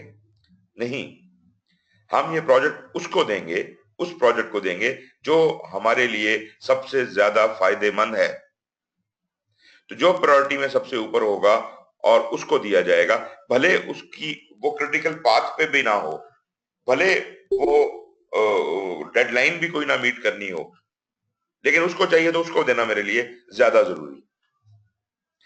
इसी तरह जो प्रोग्राम्स हैं, प्रोग्राम जो है वो अपने अंदर प्रोजेक्ट रखता है, अपने प्रोजेक्ट्स को हार्मोनाइज करे और अपने प्रोग्राम के जो दूसरे कंपोनेंट, प्रोजेक्ट्स के अलावा भी कुछ इसके हिस्से बखरे होते हैं प्रोग्राम के अंदर, और छोटी छोटी चीजें हैं जिनको मिसाल के तौर पे प्रोजेक्ट्स ने जो डिलीवरेबल देने हैं ना, उन डिलीवरेबल्स को किसी ने ट्रांसलेट करना है बेनिफिट में, फिर उनको कंपोज करना है, कंसोलिडेट करना है, सस्टेन करना है। तो ये वाले सारे काम करने के लिए कुछ और कंपोनेंट्स भी होंगे। प्रोजेक्ट्स भी कंपोनेंट कहलाते हैं और इसके अलावा भी कुछ कंपोनेंट्स हैं जो जोड़ तोड़ के काम आते हैं. So and controls interdependencies in order to realise specified benefits. मतलब ये जितने भी कंपोनेंट्स हैं इसके, जिसमें प्रोजेक्ट भी हैं और दूसरी चीजें भी हैं, इन तमाम के अंदर जो इंटरडिपेंडेंसीज हैं, एक दूसरे के साथ जो रिलेशनशिप है, उसको ऑर्केस्ट्रेट करता है प्रोग्राम मैनेजर, ताकि मोस्ट एफिशिएंटली बेनिफिट्स सही वक्त पे रियलाइज हो सके. अगर आप जैसे कहते हैं ना इफेक्टिवनेस एंड एफिशिएंसी, अगर इफेक्टिवनेस एंड एफिशिएंसी नहीं होगी तो फिर यही होगा कि बस काम खराब हो गया है, चलो इसको ठीक करो, फलाने को मनाओ, इसको इधर करो, इसको उधर करो. नहीं, हम इफेक्टिवनेस और एफिशिएंसी की जब बात करते हैं, हम कहते हैं कि ऐसा कोई कुछ हो ही क्यों, ऐसी गलती हो ही क्यों, तो हम उस चीज की इफेक्टिवनेस बढ़ाते हैं और इस तरीके के साथ चीजों को अलाइन करते हैं कि जब एक आदमी काम खत्म करे तो उसके आगे दूसरा आदमी खड़ा होकर उस चीज को पिक करने के लिए, बजाय इसके कि वो उसको पूछ रहा है भाई आपको तो नहीं चाहिए, आपने बना लिया, मुझे दे दे, नहीं दिया, तो वो लड़ाई झगड़े शुरू हो जाएं और नए इश्यूज खड़े होने शुरू हो जाए. तो उससे बेहतर ये कि हम अपने बेनिफिट्स को रियलाइज करने के लिए उसकी इंटरडिपेंडेंसीज को बेटर टॉक पे मैनेज करें. ये है प्रोग्राम मैनेजमेंट की अलाइनमेंट. जो प्रोजेक्ट मैनेजमेंट है उसका काम तो डिलीवरेबल बनाना है. Develops and implements plan to achieve a specific scope. वो स्पेसिफिक स्कोप क्या है, वो उसकी स्पेसिफिकेशंस हैं, जो चीज उसने बनानी है. That is driven by the objectives of the programme और पोर्टफोलियो. अगर ये प्रोग्राम और पोर्टफोलियो के अंडर है तो लाजमी बात है कि वो रिक्वायरमेंट उधर से आई हुई है, तो वो उन मकासद को पूरा करने के लिए it is subjected to and ultimately to organisational strategy. अब ऐसा भी मुमकिन है कि ये प्रोजेक्ट जो है ये किसी प्रोग्राम का हिस्सा ना हो, डायरेक्टली ऑर्गेनाइजेशन स्ट्रेटजी को जवाब दे रहा हो, तो भी पोर्टफोलियो ने इसका हिसाब किताब रखना है. पोर्टफोलियो देखेगा कि इस प्रोजेक्ट की जरूरत इतनी है, ये प्रायोरिटी में इतना ऊपर है कि इसको रिसोर्सेज दिए जाएं या ना दिए. खैर जी, ये जो आपको मैंने बताया, ये उस स्ट्रेटेजिक अलाइनमेंट को हमने थोड़ा सा एनहांस किया कि कौन सी बात हम करते हैं कि हर चीज जो है वो अलाइनमेंट में होनी चाहिए ऑर्गेनाइजेशन की स्ट्रेटजी के साथ. तो ये पोर्टफोलियो, प्रोग्राम और प्रोजेक्ट के हवाले से मैंने आपको अलाइनमेंट दिखा दी.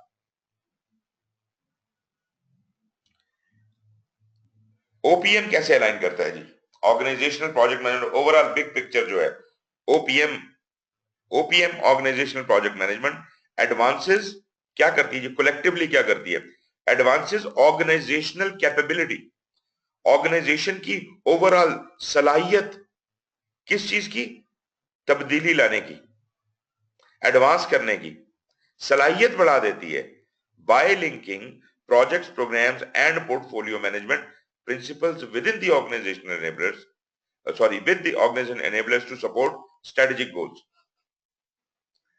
अगर आप इस बात को तफसील से समझने की कोशिश करें तो आप ये देखेंगे कि लाजमी बात है कि जब ये सारी चीजें, प्रोजेक्ट नीचे हों, ऊपर प्रोग्राम हो, उसके ऊपर पोर्टफोलियो हो, तो ये एक पूरा एक फ्रेमवर्क है हमारे पास जिसको हमने ऑर्गेनाइजेशनल एनेबलर्स से बांधा हुआ है, और ये हमारे लिए एक ऐसी एनवायरनमेंट दे रहा है जो हमारे स्ट्रेटेजिक गोल्स को अचीव करने में हमें एक, जैसे कहते हैं, बूस्टर का काम कर रहा है.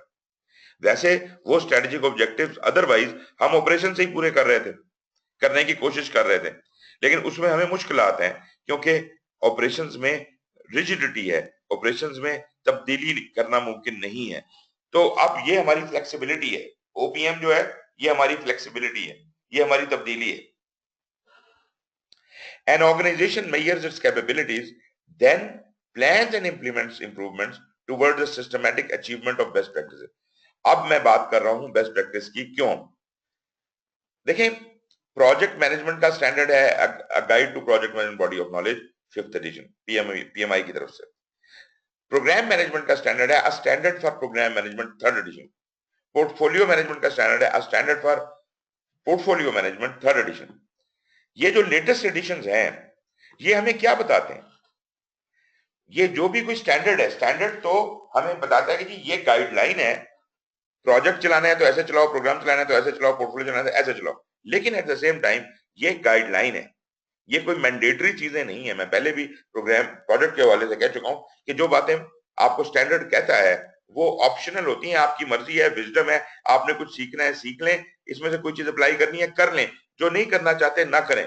आप बेटर जज हैं कि आपकी एनवायरनमेंट में, आपकी सिचुएशन में आपको कौन कौन सी चीज अप्लाई करती है और कौन सी नहीं करती, कौन सी ज्यादा करती है, कौन सी कम करती है।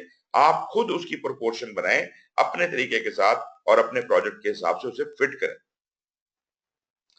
तो ये जो कुछ भी दिया हुआ है स्टैंडर्ड्स के अंदर, ये गुड प्रैक्टिसेस हैं। ये सिर्फ इतना बताने के लिए हैं कि ये सही सही काम है और इसके अलावा जो कुछ है वो गलत काम है, वो अडॉप्ट नहीं करने।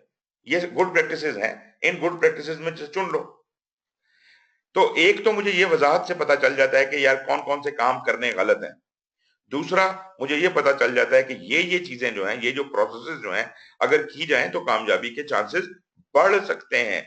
कोई गारंटी नहीं है कि आप लाजमी सक्सेसफुल हो जाएंगे, क्योंकि जैसे मैंने पहले भी कहा था कि अनसर्टेनिटी एग्जिस्ट करती है प्रोजेक्ट्स में, प्रोग्राम्स में उससे ज्यादा और पोर्टफोलियोज में उससे भी ज्यादा।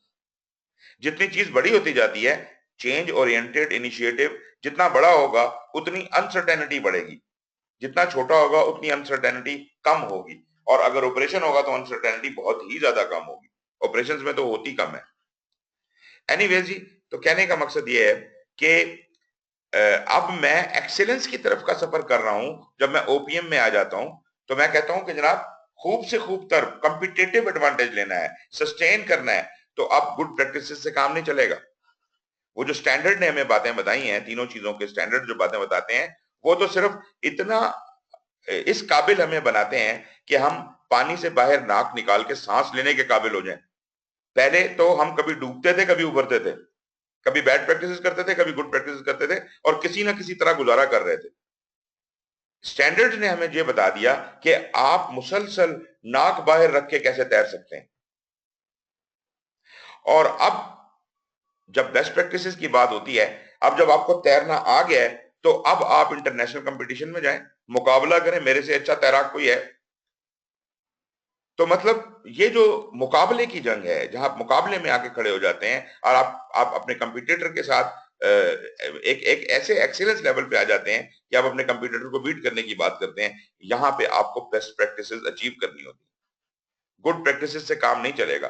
अब खूब से खूब तर की दुनिया आ गई है।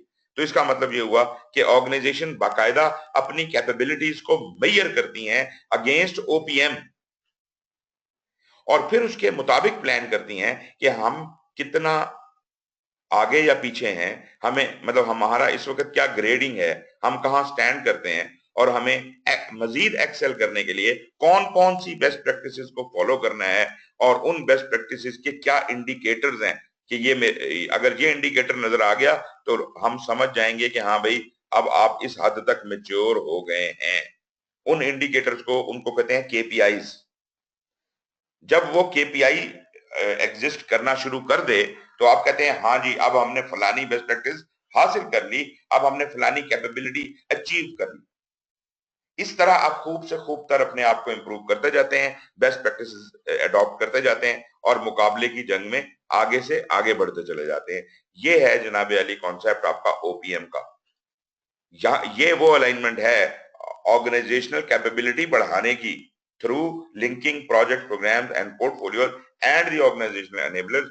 तो हम इस तरह से ऑर्गेनाइजेशन के स्ट्रेटेजिक गोल्स को सपोर्ट करते हैं। और एक और चीज जो मैंने आपको एक चौथा स्टैंडर्ड, कोर स्टैंडर्ड में बताया था, ये प्रोजेक्ट का, प्रोग्राम का और पोर्टफोलियो का तो 3 स्टैंडर्ड थे, एक चौथा स्टैंडर्ड था, उसका नाम था OPM3। OPM3 से बनता है organisational project management maturity model.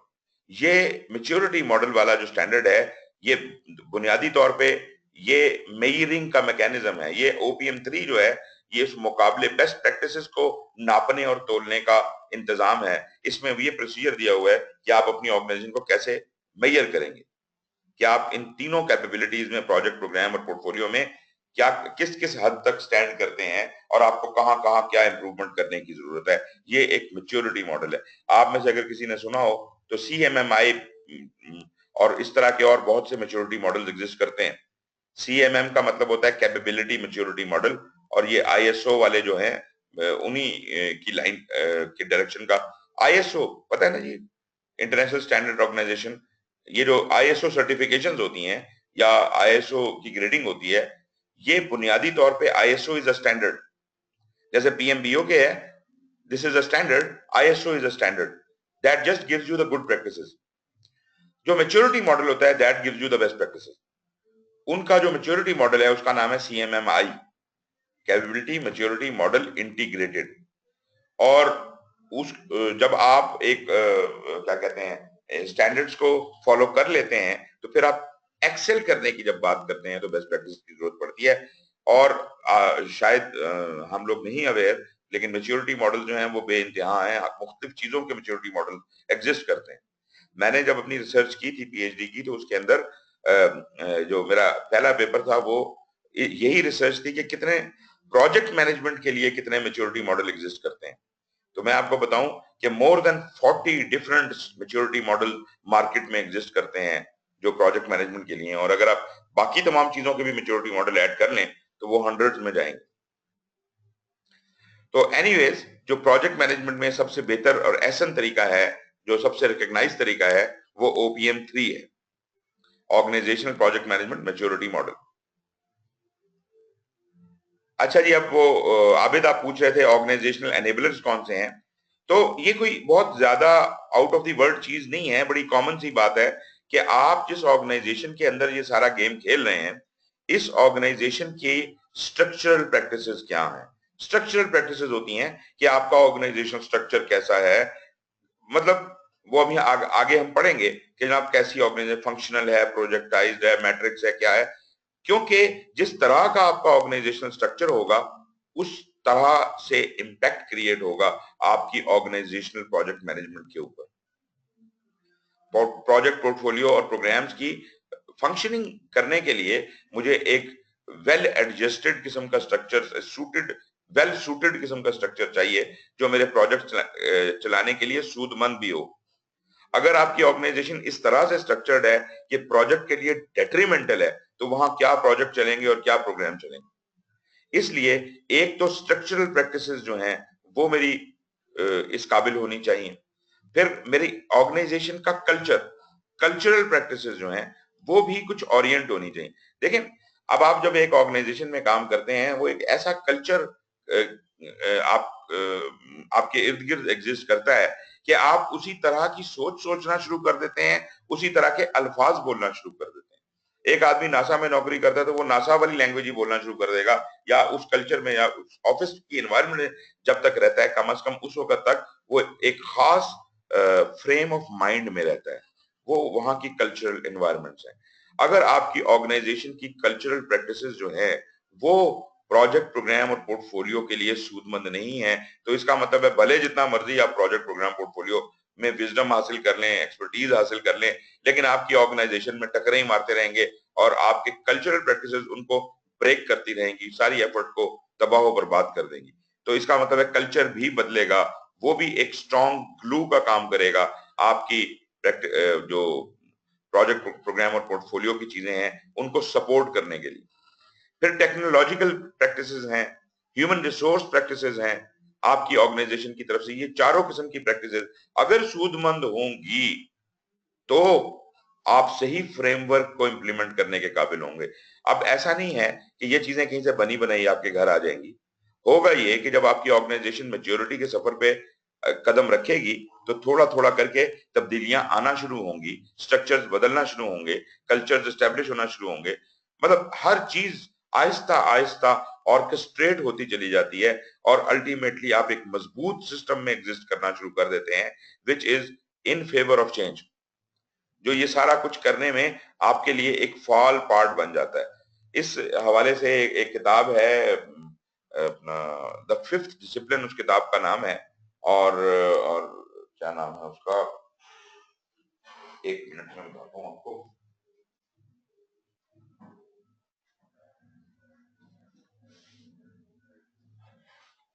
Peter संगी है जी, ऑथर का नाम है पीटर संगी, पीटर एम संगी, संगी स्पेलिंग है SENGE।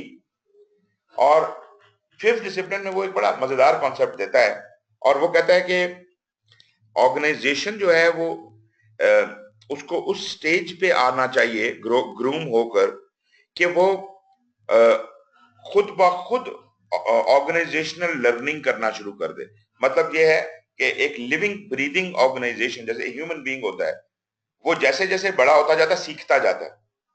हमें उसको बार बार टीचिंग लेसन ना देने पड़े, बल्कि वो खुद अपने इर्द गिर्द के माहौल से आर्टिफिशियली सीखना शुरू कर दे। एक तरह की आर्टिफिशियल इंटेलिजेंस टाइप की चीज समझ लीजिए कि एनवायरनमेंट ऐसी बना दें कि ऑर्गेनाइजेशन एक लिविंग ब्रीदिंग ऑर्गेनाइजेशन हो और अपने आप को टेलर करती चली जाए जरूरियात के हिसाब से।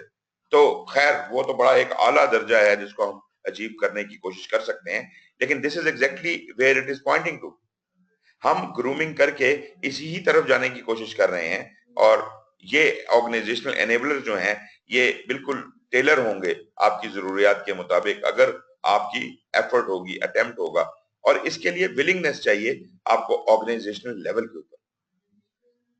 और नॉर्मली लोग ये कहते हैं जी कि ये जो विजन होता है ना, ये ऊपर से आता है। बॉस, जो सबसे बड़े वाले बॉस साहब होते हैं, सीईओ या जो भी कोई चेयरमैन होता है, वो कोई विजनरी होता है। मैं वैसे जाती तौर पे इस चीज से बेहद इख्तलाफ रखता हूँ।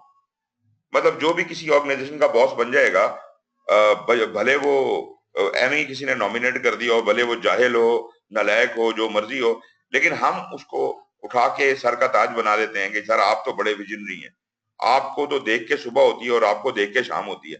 मतलब हम कोई इतनी वो टेल कैरिंग की हदें क्रॉस कर देते हैं कि समझ नहीं आती कि मतलब कहने का मकसद कि अब ये विजन जो है, कोई बंदा विजनरी नहीं होता। विजन ऑर्गेनाइजेशंस के होते हैं, बंदों के नहीं होते।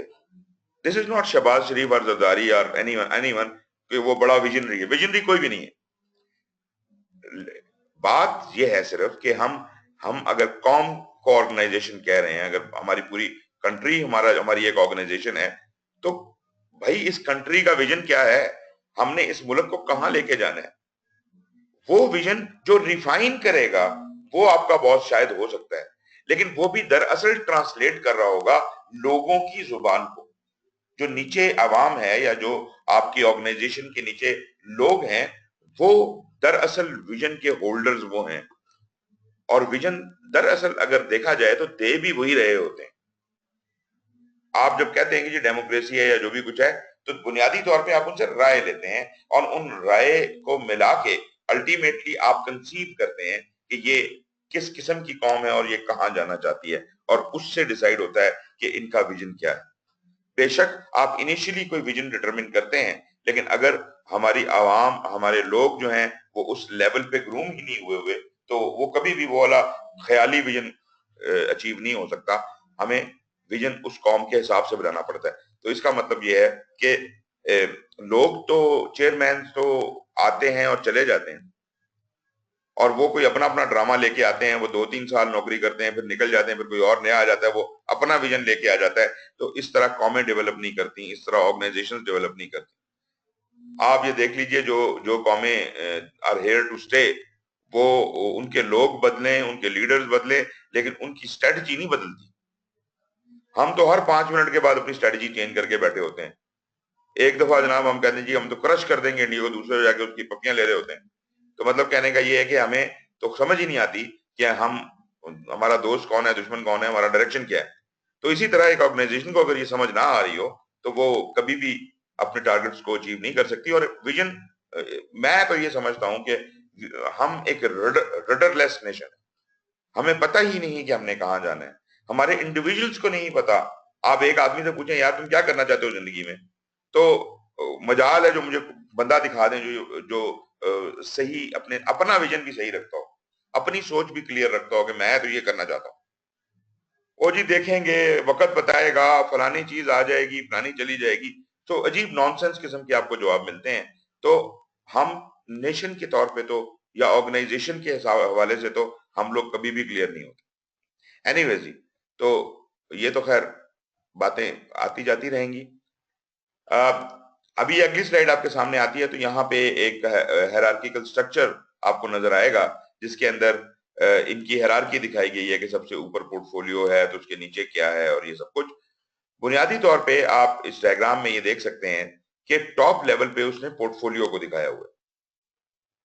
बिल्कुल सही है। मैं थोड़ा बहुत इससे डिफर करूंगा, लेकिन वो मैं बाद में बात करूंगा।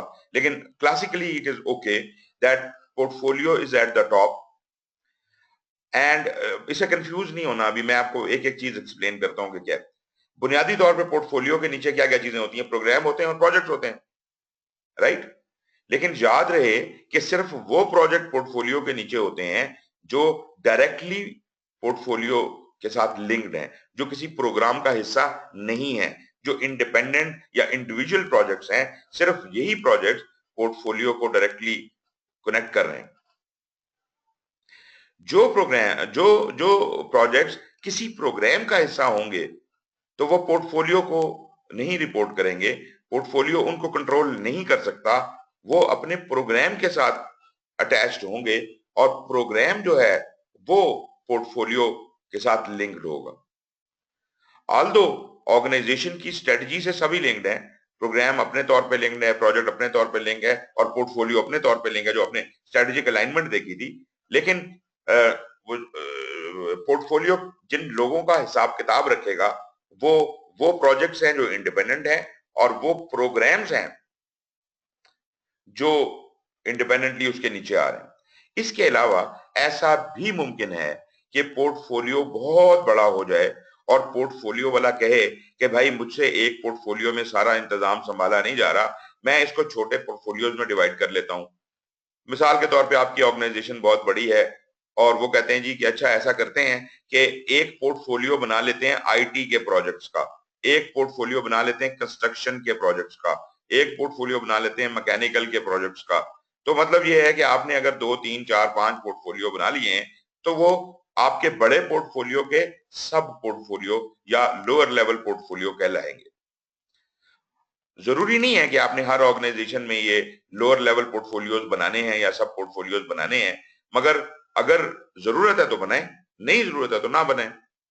लेकिन अगर आईटी का पोर्टफोलियो होगा वो फिर सिर्फ आईटी के प्रोग्राम्स और प्रोजेक्ट्स को देखेगा और किसी चीज को नहीं देखेगा। तो इस तरह हम पोर्टफोलियो को भी सब डिवाइड कर सकते हैं। अच्छा जी, जो projects directly higher level portfolio को जवाबदेह हैं वो तो उसी से कनेक्टेड हैं और उनका किसी प्रोग्राम, किसी सब पोर्टफोलियो, किसी और चीज से कोई ताल्लुक नहीं। लेकिन जैसे मैंने कहा कि जो किसी प्रोग्राम को जवाबदेह हैं, जो प्रोग्राम का हिस्सा है, वो प्रोग्राम उन्हें कंट्रोल करता है, लेकिन प्रोग्राम को पोर्टफोलियो कंट्रोल करता है। अब प्रोग्राम में भी वही कहानी रिपीट होती है कि अगर प्रोग्राम ज्यादा कॉम्प्लेक्स हो तो शायद प्रोग्राम मैनेजर ये डिसाइड करे कि प्रोग्राम को सब प्रोग्राम्स में डिवाइड कर लेना चाहिए। अगर सब प्रोग्राम्स बना दिए जाएं एक प्रोग्राम के 3-4, तो हर सब प्रोग्राम के अंदर उसके अपने अपने प्रोजेक्ट होंगे, वो प्रोजेक्ट उस सब प्रोग्राम को रिपोर्ट करेंगे और सब प्रोग्राम मेन प्रोग्राम को रिपोर्ट करेगा और मेन प्रोग्राम पोर्टफोलियो को रिपोर्ट करेगा।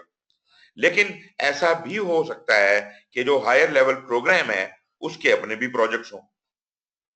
इसी तरह अगर मैं सब पोर्टफोलियो वाली साइड पे, लेफ्ट साइड के ऊपर देखें, अगर सब पोर्टफोलियो वाली साइड पे देखता हूं तो ये बड़े वाले पोर्टफोलियो का सब पोर्टफोलियो है।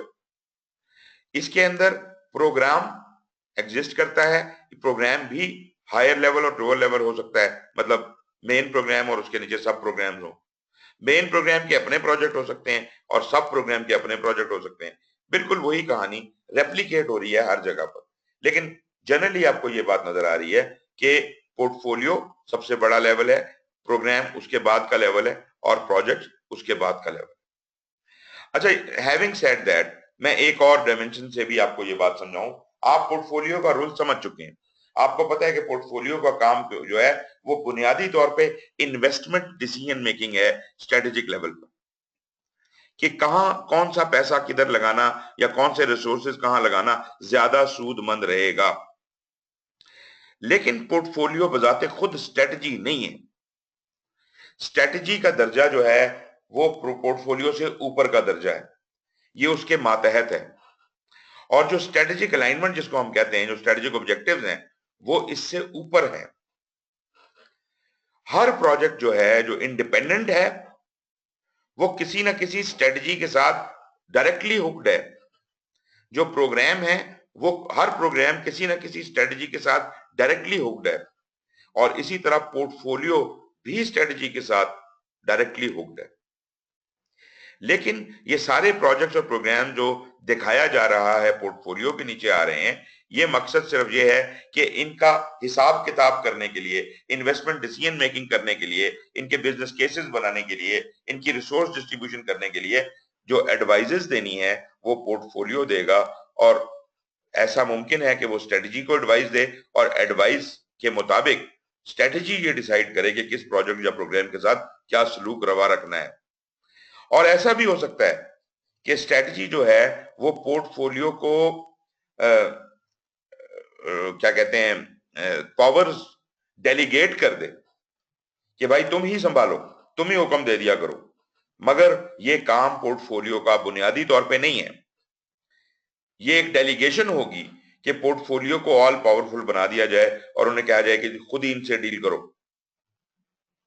लेकिन जो क्लासिकल रोल है वो यही है कि portfolio is an advisor to the strategy. और एक और रोल मैं आपको इसका बता दूं कि आपको पता है कि प्रोजेक्ट की अलाइनमेंट क्या है और प्रोग्राम की अलाइनमेंट क्या है। पोर्टफोलियो की खूबसूरती ये है कि portfolio is the highest level below strategy, और ये ऊपर भी नजर रखता है कि स्ट्रेटजी कहां जा रही है और नीचे भी नजर रखता है कि कौन कौन इस स्ट्रेटजी के मुताबिक जा रहा है कि नहीं जा रहा। अगर मैं ये कहूं कि पोर्टफोलियो और स्ट्रेटजी दोनों एक दूसरे के साथ बैक टू बैक बंधे हुए हैं, बैक टू बैक बंधे होने का क्या फायदा है? अगर स्ट्रेटजी अपना रुख मोड़ेगी तो पोर्टफोलियो भी अपना रुख उसके साथ ही उसी हिसाब से उसका मुड़ जाएगा। उसको तब्दीली का एहसास होगा कि ऊपर से स्ट्रेटजी तो बदल गई है। अब पहले जो उसने अलाइनमेंट कर रखी थी प्रोजेक्ट और प्रोग्राम्स में इन्वेस्टमेंट डिसीजन मेकिंग की कि किसको क्या रिसोर्सेज देने हैं, कौन सा प्रोजेक्ट ज्यादा इंपॉर्टेंट है, कौन सा कम है, वो अलाइनमेंट हिल जाएगी, क्योंकि वो तो पुरानी स्ट्रेटेजिक अलाइनमेंट के मुताबिक उसने डिस्ट्रीब्यूशन की हुई थी। अब वो देखेगा कि ये स्ट्रेटजी ने कहां मुंह मोड़ लिया, जिस तरफ उसने मुंह मोड़ा है अब उसकी प्रायोरिटीज क्या बन गई हैं, और उन प्रायोरिटीज को मद्देनजर रखते हुए ये दोबारा रीप्रायोरिटाइज करेगा अपने सारे प्रोजेक्ट्स और प्रोग्राम्स को, और उसके नतीजे में ड्रास्टिक रिजल्ट्स आ सकते हैं। हो सकता है जो प्रोजेक्ट पहले आपके लिए सबसे ज्यादा इंपॉर्टेंट था अब वो बॉटम ऑफ द लिस्ट पे चला गया है, और शायद अब इसने फंड्स नहीं है और आप कहते हैं जी ये इस प्रोजेक्ट को तो बंद ही कर दो, अब हमारा जो स्ट्रेटेजिक ऑब्जेक्टिव है वो ज्यादा फलानी चीज के ऊपर चला गया। अभी किसी ने मुझसे क्वेश्चन किया कि जी ये हमारी ऑर्गेनाइजेशन में 4 स्ट्रेटेजिक ऑब्जेक्टिव हैं और उसमें से एक है इकोनॉमिक का कोई ऑब्जेक्टिव है और 3 जो है वो नॉन इकोनॉमिक ऑब्जेक्टिव हैं, तो हम किसको ज्यादा इंपॉर्टेंस दें? मैंने कहा जी बात ये कि ये डिपेंड करता है कि आपके कौन से ऑब्जेक्टिव को कितनी वेटेज दी जाती है। अगर आज आप इकोनॉमी को सबसे ज्यादा वेटेज देते हैं तो आपके सारे प्रोजेक्ट उसके हिसाब से ओरिएंट हो जाएंगे। कल आप कहते हैं नहीं यार इकोनॉमी जरा लोअर लेवल पे चली गई, अब फलाने वाला ऑब्जेक्टिव जो है वो ज्यादा इंपॉर्टेंट है, तो फिर आपके प्रोजेक्ट की प्रायोरिटी बदल जाएगी और हो सकता है कि जो प्रोजेक्ट पहले आपका सबसे डियर हो वो आज आप उसको किकें मार के बाहर निकाल रहे हैं। तो इस तरीके के साथ आप ये देखते हैं कि आपकी प्रायोरिटीज बदल भी सकती हैं। तो ये बात मैंने यहाँ पे आपको दिखानी थी और ये रिलेशनशिप मैंने आपके सामने रखना था कि किस तरीके के साथ ये चीजें एक दूसरे के साथ लिंक्ड है। राइट जी, इधर तक जो बात हुई है इसको किस हद तक आप लोग समझे?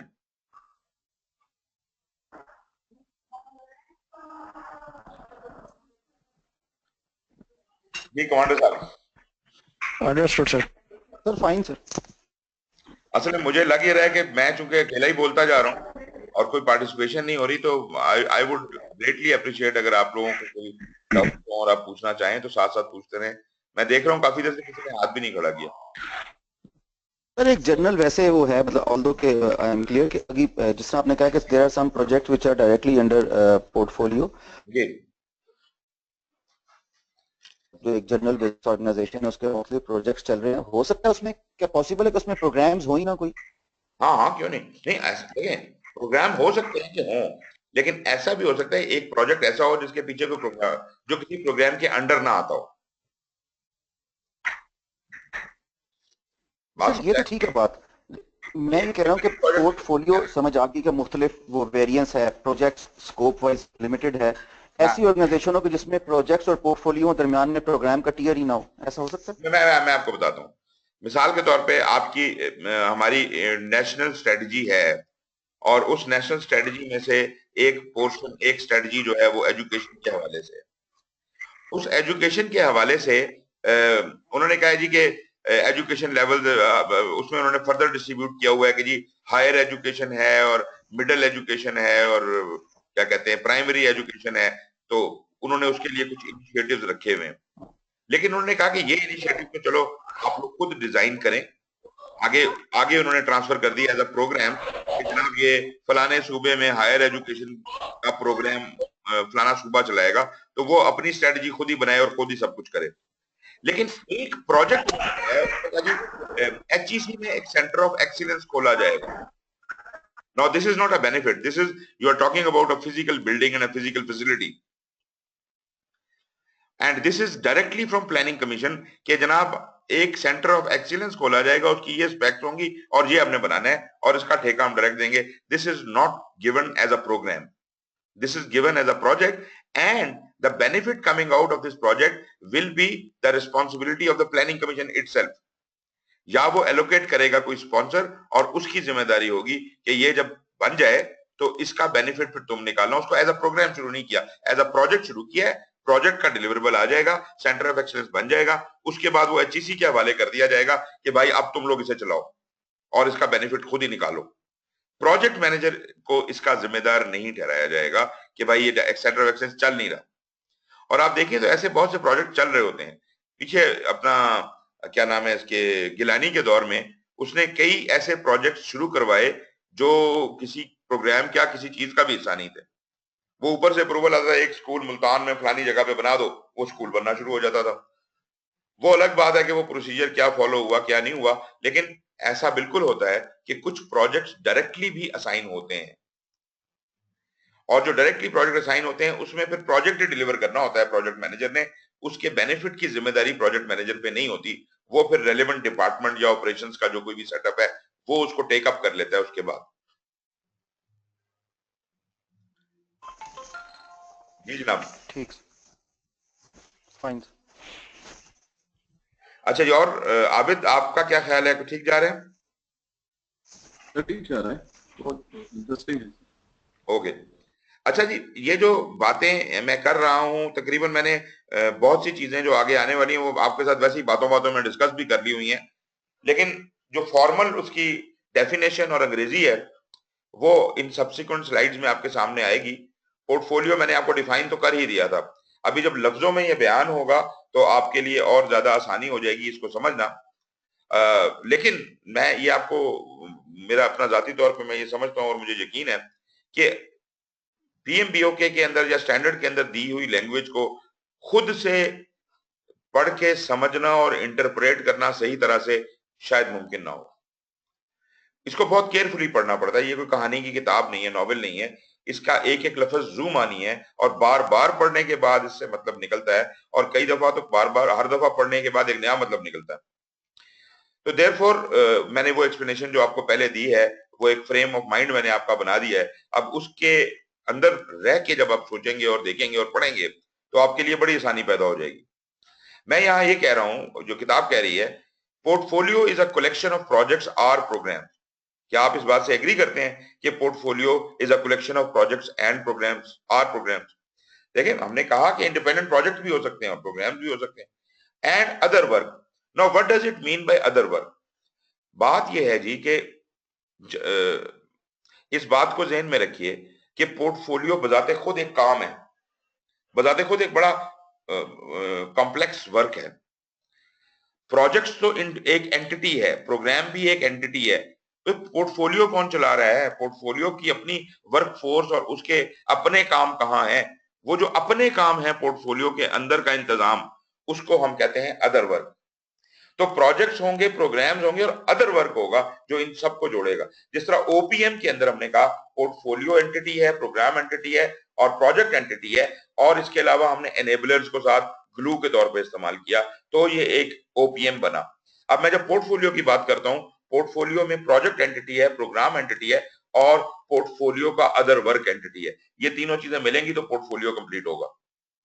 इसी तरह प्रोग्राम के ऊपर आ जाइए, प्रोग्राम के अंदर प्रोग्राम प्रोजेक्ट्स एंटिटी है और अदर प्रोग्राम के कंपोनेंट्स या अदर वर्क जो इसे कहते हैं प्रोग्राम का, वो एंटिटी है। ये मिलेंगे तो प्रोग्राम बनेगा।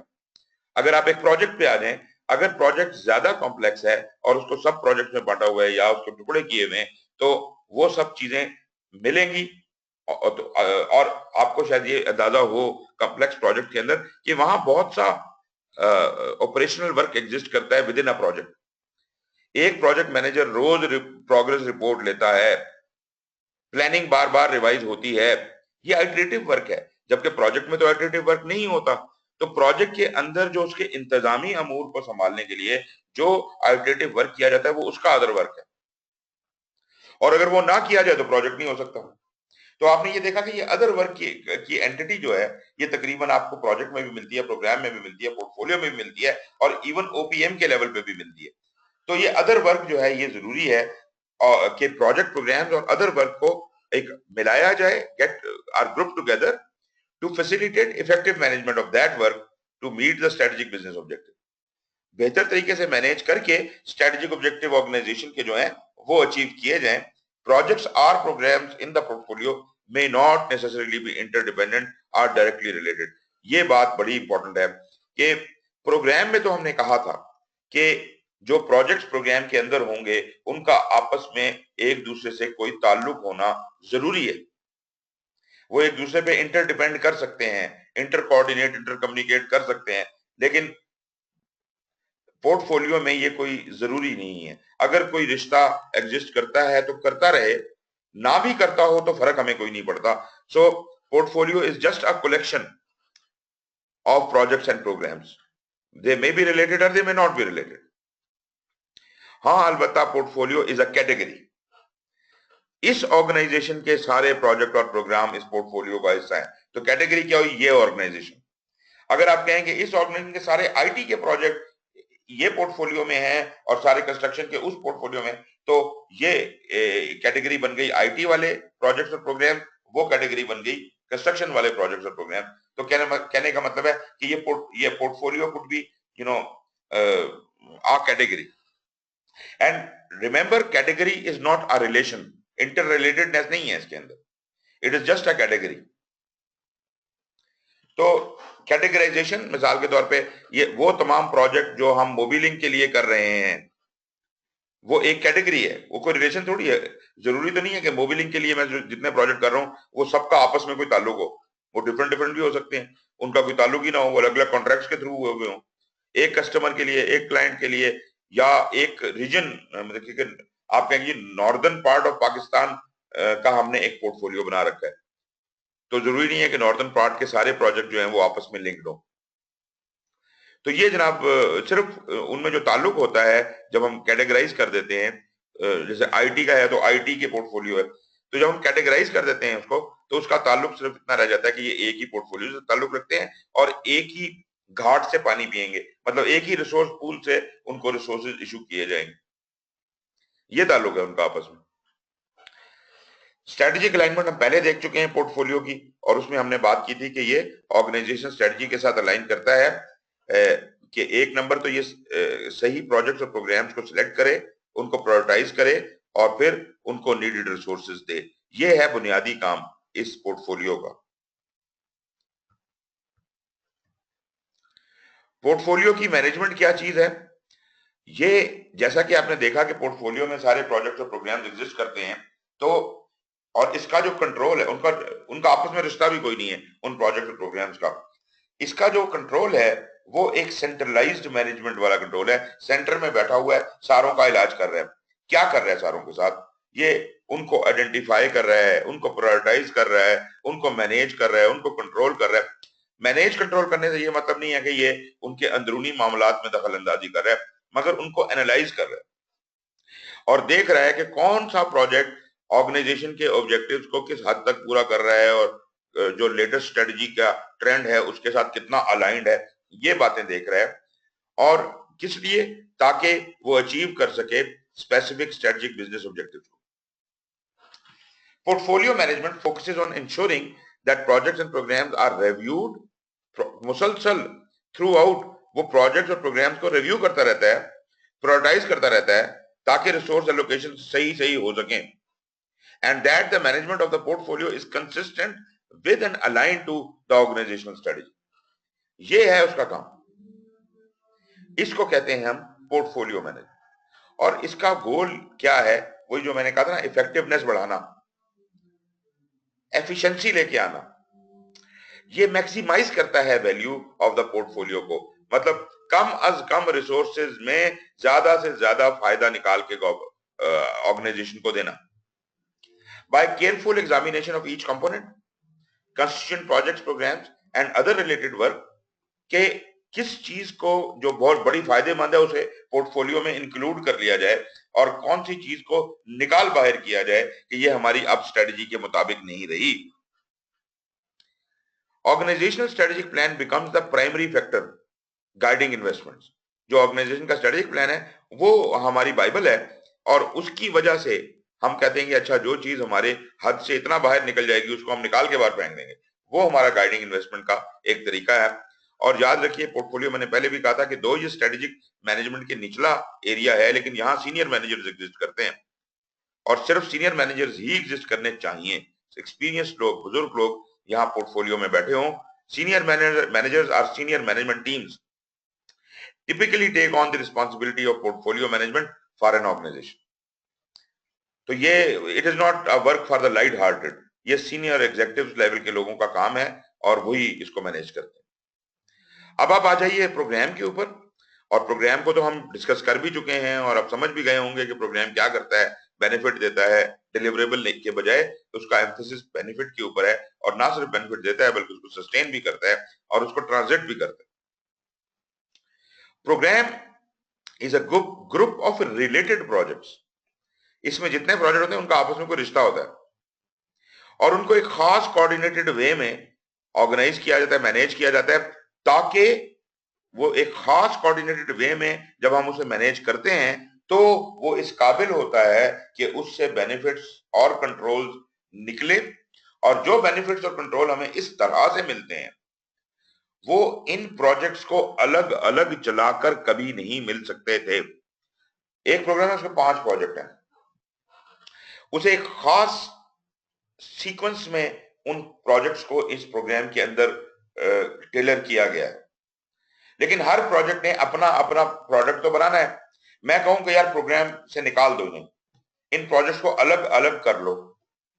आप अलग अलग कर लेंगे, वो डिलीवरेबल भी निकल आएगा, लेकिन बेनिफिट तो नहीं निकल पाएगा, बेनिफिट तो मैनेज नहीं हो पाएगा। तो इसका मतलब है वो सिनर्जी जो प्रोग्राम में होने की वजह से इन प्रोजेक्ट से मिल सकती थी वो नहीं मिलेगी, ना वो बेनिफिट मिलेगा ना वो कंट्रोल मिलेगा। So those benefits and control are not available from managing them individually. Programs may include elements of related work outside of the scope of the discrete projects in the program. ये बड़ी important बात है कि अगर मैं उन project को अलग अलग कर रहा होता तो उनका ऑब्जेक्टिव क्या होता, हर प्रोजेक्ट का अपनी अपनी डिलीवरेबल निकालना। लेकिन प्रोग्राम जब इनको जोड़ के करता है तो सिर्फ उनके डिलीवरेबल पे फोकस नहीं कर रहा, इसका स्कोप उससे कहीं ज्यादा बियॉन्ड है। इसने उन बेनिफिट्स को निकालना भी और सस्टेन भी करना है, और अल्टीमेटली कुछ और डिलीवर करना है जो किसी प्रोजेक्ट की सोच में भी नहीं आ सकता। वो डिस्क्रीट प्रोजेक्ट जो है वो कभी सोच भी नहीं सकते कि यार ये चीज भी निकाली जा सकती थी। तो प्रोग्राम जो है एक वाइडर प्लेइंग फील्ड देता है जिसके अंदर आप सब चीजों को ऑर्केस्ट्रेट करके चलते हैं, और प्रोग्राम प्रोजेक्ट ही को ऑर्केस्ट्रेट कर रहा है बुनियादी तौर पे, उन्हीं प्रोजेक्ट को ऑर्केस्ट्रेट कर रहे हैं, लेकिन इस तरह से कर रहे हैं कि एक सिनर्जी क्रिएट हो रही है और आप ऐसी चीज दे रहे हैं जो प्रोजेक्ट मिलके भी नहीं दे सकते थे। A project may or may not be part of a program, but a program will always have projects. Again, interesting point, projects individually exist कर सकते हैं, independent projects may be there. So ये जरूरी नहीं है कि हर प्रोजेक्ट किसी programme का पार्ट हो, मगर एक प्रोग्राम ऐसा हो ही नहीं सकता जिसमें एक ही प्रोजेक्ट हो या उसमें प्रोजेक्ट ही ना हो। एक या एक बल्कि नहीं कहना चाहिए, एक से ज्यादा प्रोजेक्ट एक प्रोग्राम में जरूर हो।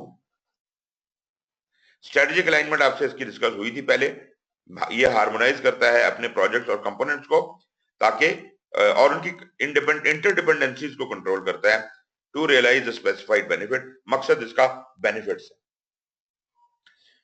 Programme management is defined as a centralised coordinated management.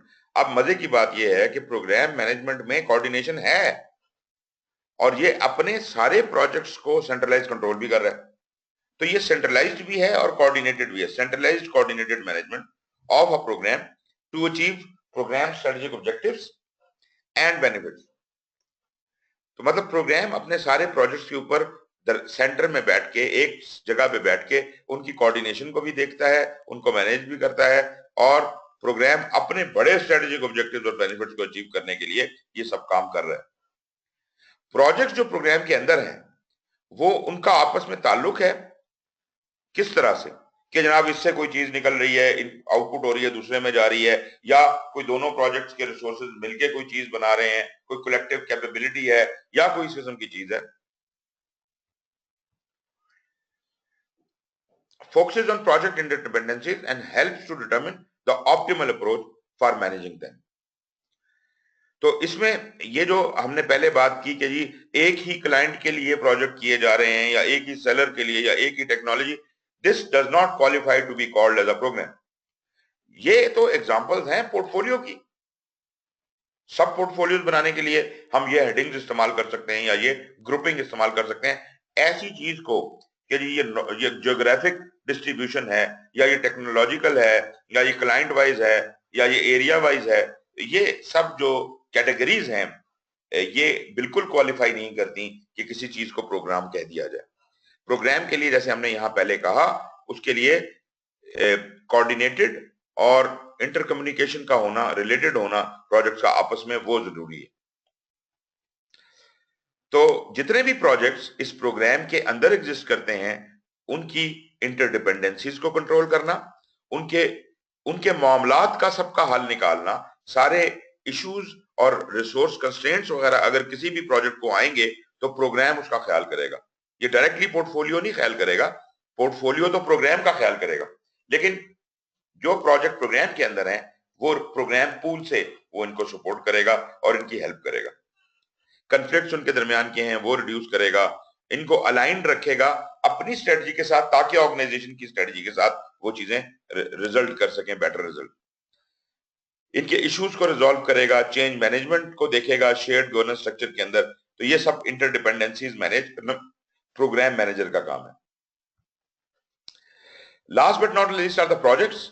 आप जानते हैं प्रोजेक्ट क्या है, टेम्परेरी एंडेवर है, और ये कोई क्रिएट करता है यूनिक प्रोडक्ट, सर्विस और रिजल्ट, ये तो डेफिनेशन थी उसकी। और अलाइनमेंट भी हमने देखी थी कि ये डेवलप और इंप्लीमेंट करता है plan to achieve a specific scope, और वो स्कोप जो ड्राइव होता है वो प्रोग्राम या पोर्टफोलियो के ऑब्जेक्टिव से ड्राइव हो सकता है, और अल्टीमेटली वो ऑर्गेनाइजेशन की स्ट्रेटजी को सेटिस्फाई कर रहा होता है।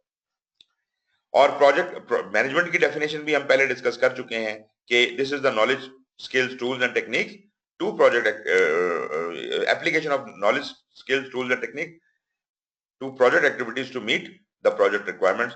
तो ये वो मकासद हैं जिनके तहत हम प्रोजेक्ट को कर रहे हैं, और इसको करने के लिए हमारे पास 47 प्रोसेस और 5 प्रोसेस ग्रुप है।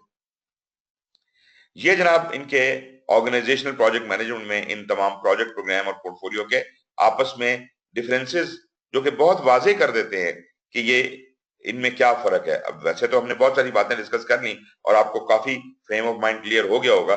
जरा just go through this slide, अगर आपको नजर आ रही है। अभी नहीं आई आपके पास, ये भी आती है, इसको जरा देखें।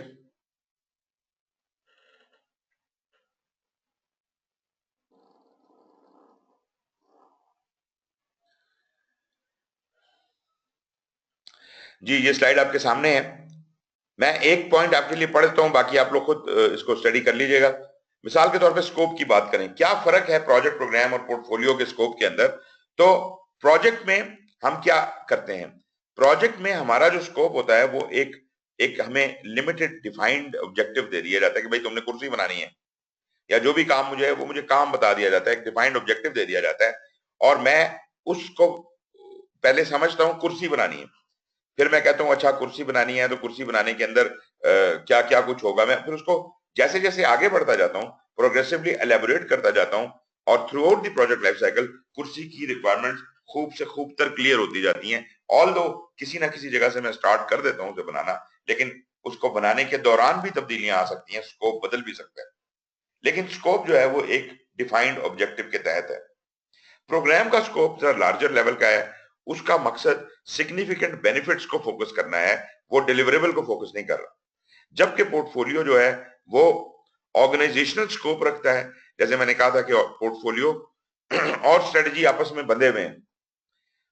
अगर स्ट्रेटजी तब्दील करती है अपना रुख, तो पोर्टफोलियो को भी करना पड़ता है और वो अपनी स्ट्रेटजी फिर नीचे चेंज करता है, रीएवैल्यूएशन करता है, रीप्रायोरिटाइजेशन करता है।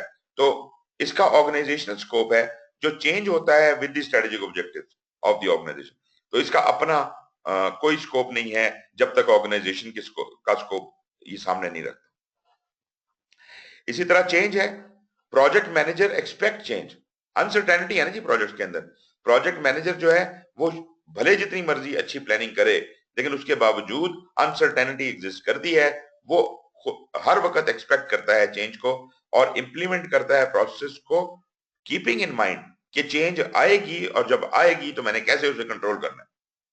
इसी तरह प्रोग्राम मैनेजर जो है वो भी एक्सपेक्ट करता है चेंज, लेकिन वो दोनों तरफ से एक्सपेक्ट करता है, ऊपर से भी और नीचे से भी। ऊपर पोर्टफोलियो या स्ट्रेटजी या जो लोग ऊपर बैठे हुए हैं वो हैं, और नीचे इसके अपने प्रोजेक्ट्स हैं। इसको दोनों तरफ से बम्बार्डमेंट आ रही होती है कि नहीं जी ऐसा नहीं ऐसे करना चाहिए, ऐसे नहीं ऐसे करना चाहिए। ऊपर से भी आती है कि नहीं जी इसको ऐसा नहीं ऐसा कर दो। तो ये दोनों तरफ की चेंजेस को एनालाइज करता है, अंडरस्टैंड करता है और जो रीजनेबल चीजें हैं उनके हिसाब से अपना डिसीजन लेता है। इसी तरह पोर्टफोलियो वाला है वो कॉन्टिन्यूसली मॉनिटर करता रहता है तब्दीलियों को, किस हवाले से, ऑर्गेनाइजेशन के स्कोप के हवाले से। अगर डायरेक्शन चेंज होगा इन ब्रॉडर इंटरनल और एक्सटर्नल एनवायरनमेंट, उसके हिसाब से ही अपने आप को री एक्विंट करता रहता है और रीअलाइन करता रहता है अपने सारे प्रोजेक्ट प्रोग्राम्स को, उनकी रिप्रायोरिटाइजेशन करता रहता है। तो ये तब्दीली को इस तरह हैंडल करता है। इसी तरह आप ये देख लीजिए प्लानिंग को, मैनेजमेंट को, सक्सेस को, मॉनिटरिंग को बहुत अच्छे तरीके के साथ इसने यहाँ पे ऑर्गेनाइजेशनल प्रोजेक्ट मैनेजमेंट इन तीनों चीजों का डिफरेंस करके बताया हुआ है। इसको पढ़ने के या समझने के बाद मेरा ख्याल है कोई गुंजाइश नहीं बचती कि आप प्रोजेक्ट्स, प्रोग्राम्स और पोर्टफोलियो को आपस में डिफरेंशिएट ना कर पाए।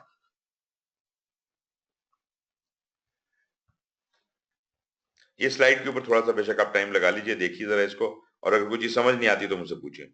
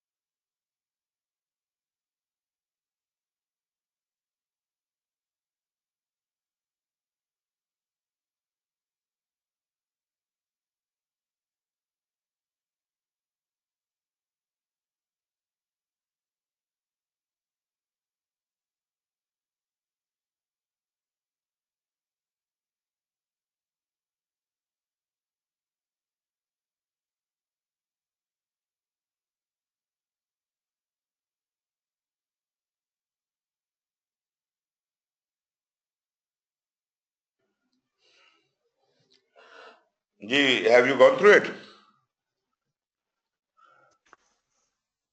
जी सर, स्लाइड जरा थोड़ी सी वो नीचे कर दें। 6 पॉइंट्स हो गए। मॉनिटरिंग तो की बस इतनी है, इतने ही है, इसमें 6 पॉइंट ही हैं।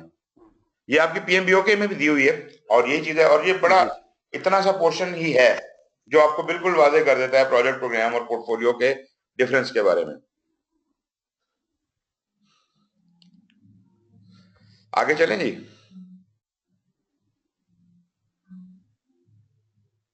सर इसमें ये वर्ड एग्रीगेट जो यूज हुआ है, इससे ओवरऑल जो स्ट्रेटेजिक गोल्स हैं वो मुराद है? एग्रीगेट पोर्टफोलियो जी, एग्रीगेट का यही मतलब होता है कि किसी चीज को आप ओवरऑल टोटल कर रहे हो। वो कहता है portfolio managers create and maintain necessary processes and communication relative to the aggregate portfolio, पूरे पोर्टफोलियो की कम्युनिकेशन और उसका ब्रॉड ओवरऑल हाई लेवल की कम्युनिकेशन और वो तमाम चीजें पोर्टफोलियो लेवल के ऊपर ये डिजाइन करता है कि कौन कैसे एक दूसरे से कैसे कम्युनिकेट कर सकते हैं।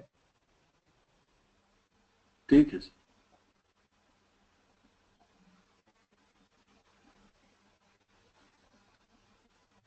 और कोई पॉइंट जी?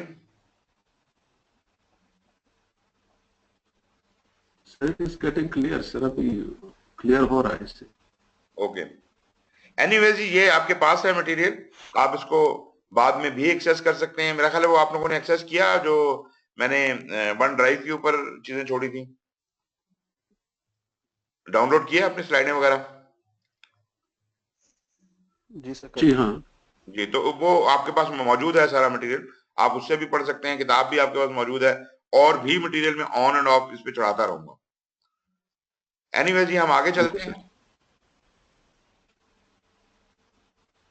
ओके जी, ये वो रीजंस हैं इसके बाद जो हम डिस्कस करने लगे हैं जिनकी वजह से एक ऑर्गेनाइजेशन में तब्दीलियां आती हैं। ये वो स्ट्रेटेजिक कंसिडरेशन हैं जिनकी वजह से ऑर्गेनाइजेशन में सिस्टम्स को तब्दील करने की जरूरत पड़ती है, जिसकी वजह से हम प्रोजेक्ट प्रोग्राम और पोर्टफोलियोज को जन्म देते हैं। तो projects are often utilised as a means of achieving an organisation strategic plan. Project क्यों किए जा रहे हैं? ताकि हम ऑर्गेनाइजेशन के स्ट्रेटेजिक प्लान के मकासद को पूरा कर सकें, और प्रोजेक्ट्स जो हैं वो टिपिकली इन्हीं वजहों से अथोराइज होते हैं जो नॉर्मली कॉज बनती हैं चीजें। ये वो स्ट्रेटेजिक कंसिडरेशंस हैं। मिसाल के तौर पे आपकी मार्केट कंडीशंस बदल गई हैं, मार्केट डिमांड बदल गई है। अब मार्केट में लोग जो हैं वो कोका कोला की बोतल जो है वो शीशे की बोतल को पसंद नहीं करते, क्योंकि किसी और वेंडर ने प्लास्टिक की बोतल में चीजें देनी शुरू कर दी हैं and people have liked it, so we also have to kind of change the packing maybe. और भी चीजें जो है, अब मार्केट डिमांड जो है, चीजें सिंप्लीफिकेशन की तरफ जा रही हैं, छोटी चीजें होती जा रही हैं, मिनिएचराइजेशन की तरफ जा रही हैं, तो मार्केट की डिमांड बदल रही है। अगर मैं वही चीज बनाता रहूं जो मैं सदियों से बनाता आ रहा हूं तो वो नहीं चलेगी, अल्टीमेटली मेरा मार्केट का शेयर कम हो जाएगा, देयरफॉर मुझे बदलना पड़ेगा।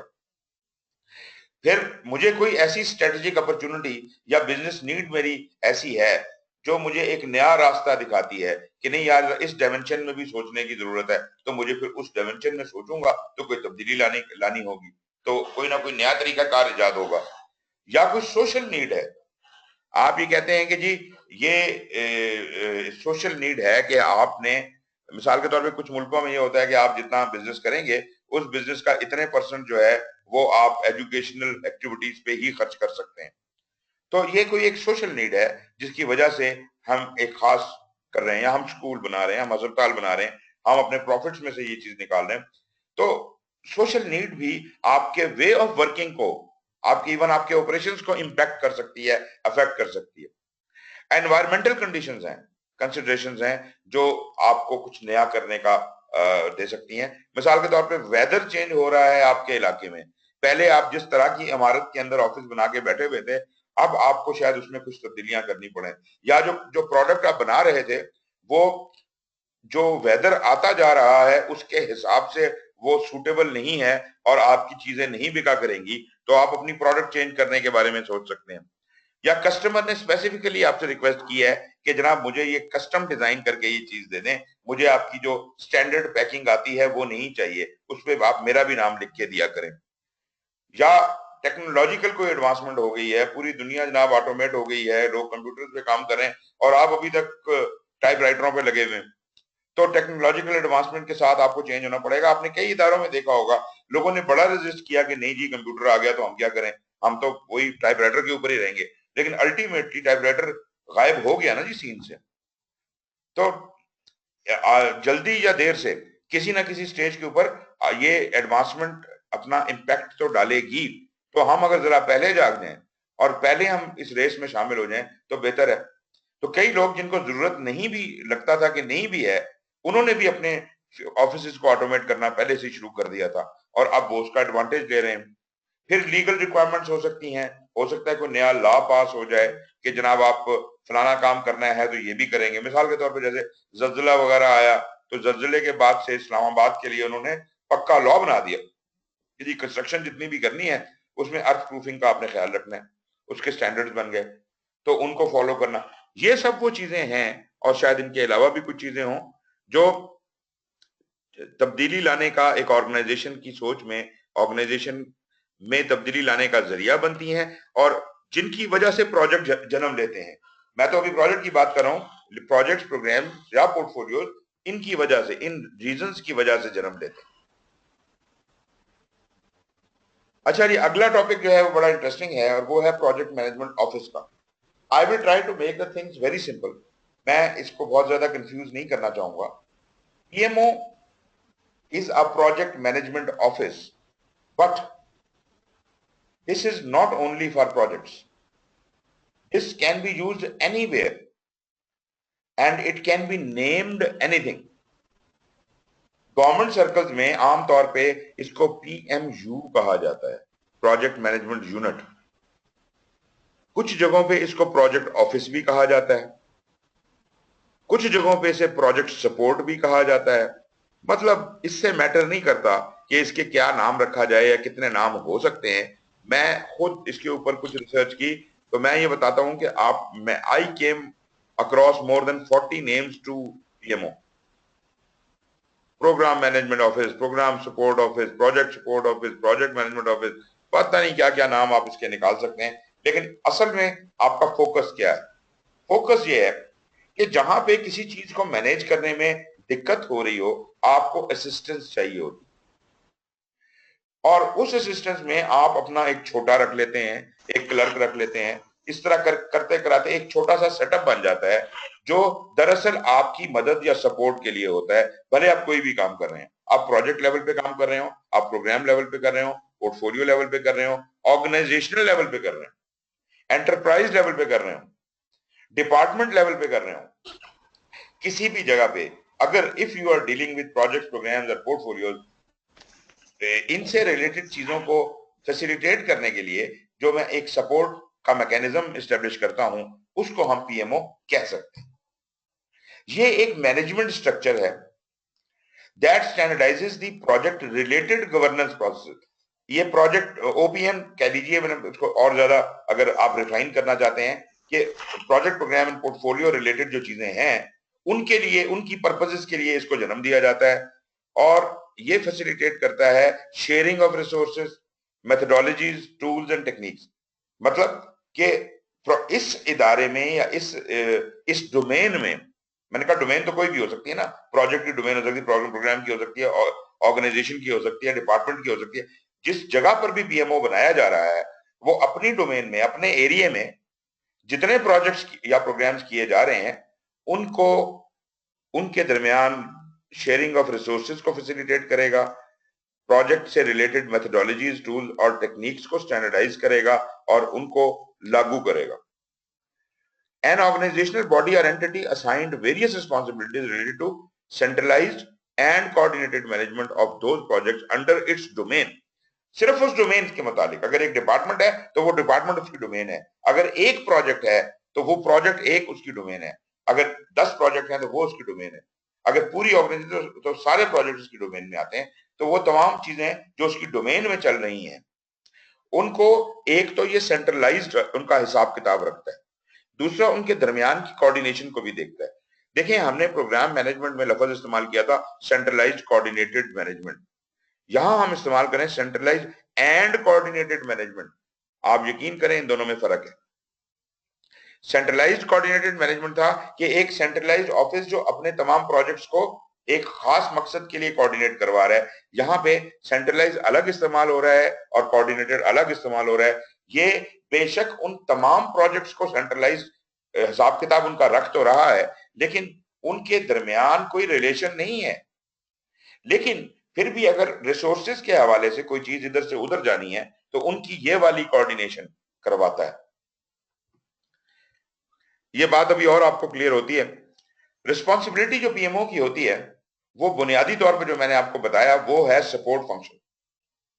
पीएमओ ने सपोर्ट प्रोवाइड करनी है, लेकिन पीएमओ जब एक जगह पे एग्जिस्ट कर रहा होगा तो हम कहेंगे कि यार जब ये चीज एग्जिस्ट कर ही रही है, ये एक बॉडी बनी ही हुई है, तो हम अपने अहकामात भी इसी चैनल से नीचे ट्रांसफर कर लें। वैसे तो देखा जाए एक प्रोजेक्ट का प्रोजेक्ट मैनेजर होता है, प्रोजेक्ट के ऊपर उसका बॉस होता है, प्रोजेक्ट स्पॉन्सर या प्रोजेक्ट डायरेक्टर होता है, उसके ऊपर आपकी स्ट्रेटजी के जो भी लोग ऊपर टॉप एग्जीक्यूटिव्स हैं वो लोग होते हैं। अगर मैं पोर्टफोलियो को भी बीच में खातर में ना लाऊं तो project manager, project sponsor and the top executive. अब वो टॉप एग्जीक्यूटिव में आप पोर्टफोलियो को भी कंसिडर करना चाहते हैं कर लें, लेकिन मैं पोर्टफोलियो को इस तरह भी लेता हूं कि पोर्टफोलियो इनसे रिपोर्ट लेकर अपनी एनालिसिस कर रहा है और अपनी रिकमेंडेशन स्ट्रेटजी को दे रहा है कि जनाब ये प्रोजेक्ट अच्छा चल रहा है या नहीं चल रहा। और फिर स्ट्रेटजी मुझे हुक्म देती है थ्रू माय डायरेक्टर कि जनाब आपका प्रोजेक्ट बंद किया जाता है या आप ऐसा नहीं ऐसा कर लें। तो ऐसा भी मुमकिन है कि पोर्टफोलियो डायरेक्टली आपको हुक्म दे सकता हो या वो स्ट्रेटजी को एडवाइस करे और स्ट्रेटेजिक मैनेजमेंट वाले जो लोग हैं वो आपको हुक्म दें। तो मतलब कहने का ये है कि आपका अपना एक मैकेनिज्म है। अब जो अगर पीएमओ एग्जिस्ट करता है तो ये 8-10 प्रोजेक्ट्स जो चल रहे हैं ये सारे के सारे जो हैं डायरेक्टली स्ट्रेटजी को रिपोर्ट करने के बजाय अब फॉर प्रोग्रेस पर्पसेस ओनली एक जगह पे एक पीएमओ को अपना डाटा भेज रहे हैं। वो पीएमओ उस सारे डाटे को क्रंच कर रहा है और क्रंच करने के बाद एक समराइज्ड रिपोर्ट बना रहा है और वो ऊपर वाले एग्जीक्यूटिव्स को बता रहा है। लेकिन इसका ये मतलब कतई नहीं है कि प्रोजेक्ट्स का एग्जीक्यूटिव्स के साथ या स्ट्रेटजी के साथ लिंकेज टूट गया। वो लिंकेज अब पीएमओ के थ्रू नहीं स्टैब्लिश हुआ, पीएमओ के थ्रू सिर्फ सिंप्लीफिकेशन हुई, सपोर्ट फंक्शन हुआ कि इनकी रिपोर्टों को समराइज करके ऊपर पेश कर रहा है। लेकिन जो अहकामात हैं वो डायरेक्ट अभी भी थ्रू प्रोजेक्ट डायरेक्टर एग्जीक्यूटिव दे सकता है। लेकिन अब जो दूसरा एक्सट्रीम इसने बताया वो ये कि जब ये एक मैकेनिज्म एस्टेब्लिश हो गया सपोर्ट फंक्शन जो कि नीचे से ऊपर डाटा भिजवा रहा है, क्या हम इसी चैनल से अहकामात भी नीचे नहीं भेज सकते? अगर भेज सकते हैं, मैं मतलब ये सवालिया निशान है, ये जरूरी नहीं है कि लाजमी तौर पे ऐसा करना है। ये एक दूसरी एक्सट्रीम है कि सारी ताकत जो है हम पीएमओ को डेलीगेट कर देंगे, भाई तुम ही हमारी तरफ से हुक्म दे दिया करो, तुम ही कंट्रोल करो सारे प्रोजेक्ट्स को। तो वो एक बिल्कुल एक्सट्रीम सिचुएशन है जिसको मैं जाती तौर पे बिल्कुल भी रिकमेंड नहीं करता। ये एक एक्सट्रीम केस हो सकता है कि जब आप समझते हैं कि everything is completely in order और कोई गड़बड़ नहीं होगी, लेकिन जब इंसान बीच में इन्वॉल्व होते हैं तो वहां पे फिर गड़बड़ आ जाती है। इसलिए आप इस डायरेक्ट मैनेजमेंट को जरा कॉशन के साथ देखें, ये हम करना नहीं चाहते। हमारा जो मिनिमम रिक्वायरमेंट है वो सपोर्ट फंक्शन है। अच्छा, अब क्या जरूरत पड़ गई जी सपोर्ट फंक्शन की? मिसाल के तौर पे आपकी ऑर्गेनाइजेशन के जो सीईओ हैं वो he wants to be current about what is happening in the organization as far as the projects are concerned, so he can get in touch with the project sponsors. Project sponsor जो होता है या project director जो होता है वो जरूरी नहीं है कि एक ही प्रोजेक्ट का बॉस हो, वो 8-10 प्रोजेक्ट का भी बॉस हो सकता है। लेकिन प्रोजेक्ट मैनेजर जो है वो क्लासिकली हर प्रोजेक्ट का अलग-अलग होना चाहिए। इसका मतलब है कि 8 से 10 प्रोजेक्ट मैनेजर्स शायद एक प्रोजेक्ट डायरेक्टर को या एक प्रोजेक्ट स्पॉन्सर को रिपोर्ट कर रहे हैं। तो अगर मेरी ऑर्गेनाइजेशन में 100 प्रोजेक्ट चल रहे हैं तो हो सकता है कि टोटल 8-10 प्रोजेक्ट स्पॉन्सर्स हों, डायरेक्टर्स हों, और इन 10 प्रोजेक्ट स्पॉन्सर्स को वो बुलाएगा सीईओ और उनसे पूछेगा हाँ जी क्या हो रहा है।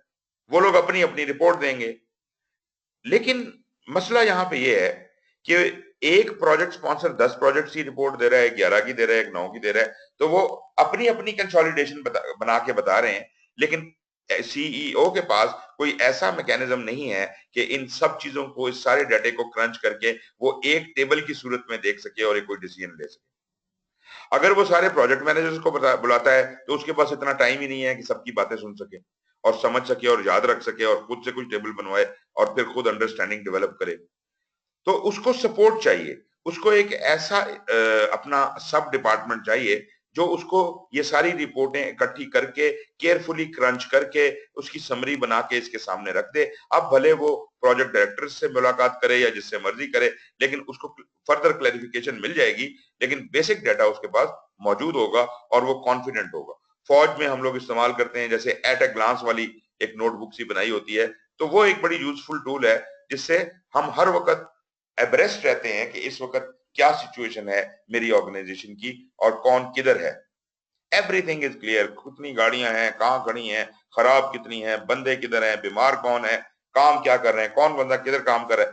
So all this data is available on a very small little medium, और मैं वहां से उस चीजों को इन टच रख सकता हूं। तो एग्जैक्टली पीएमओ जो है ये मेरा वो वाला ऑफिस है जो मुझे इस किस्म की समरी बना के देगा।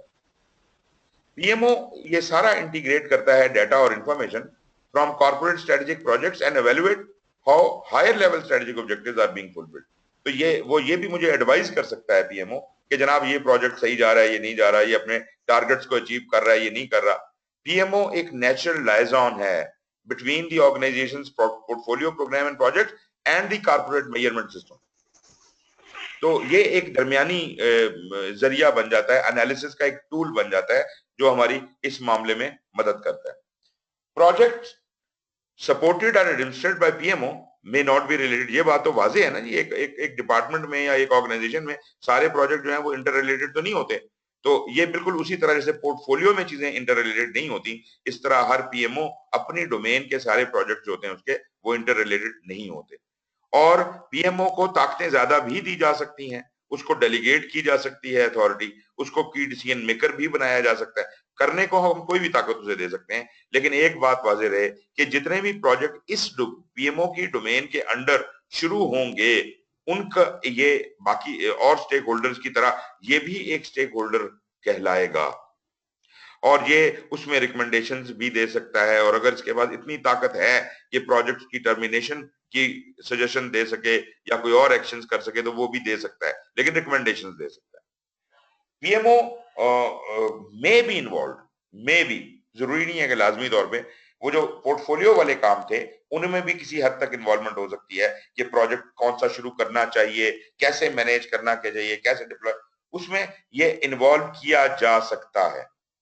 लेकिन याद रहे कि पीएमओ प्राइमरीली एक क्लरिकल ऑफिस था, लेकिन जैसे जैसे हम इसकी जिम्मेदारियां बढ़ाते जाएंगे वैसे वैसे हमें ज्यादा एनरिच करना पड़ेगा, इसमें ज्यादा कैपेबल लोगों को, ज्यादा बेहतर प्रोजेक्ट मैनेजमेंट समझने वालों को बीच में इंट्रोड्यूस करना पड़ेगा। अकॉर्डिंग टू पीएमआई, पीएमओ 3 किस्म के हैं, सपोर्टिव पीएमओ है, कंट्रोलिंग पीएमओ है, डायरेक्टिव पीएमओ है। अब जरा एक नजर देख लीजिए कि सपोर्टिव पीएमओ और ये क्या चीजें हैं।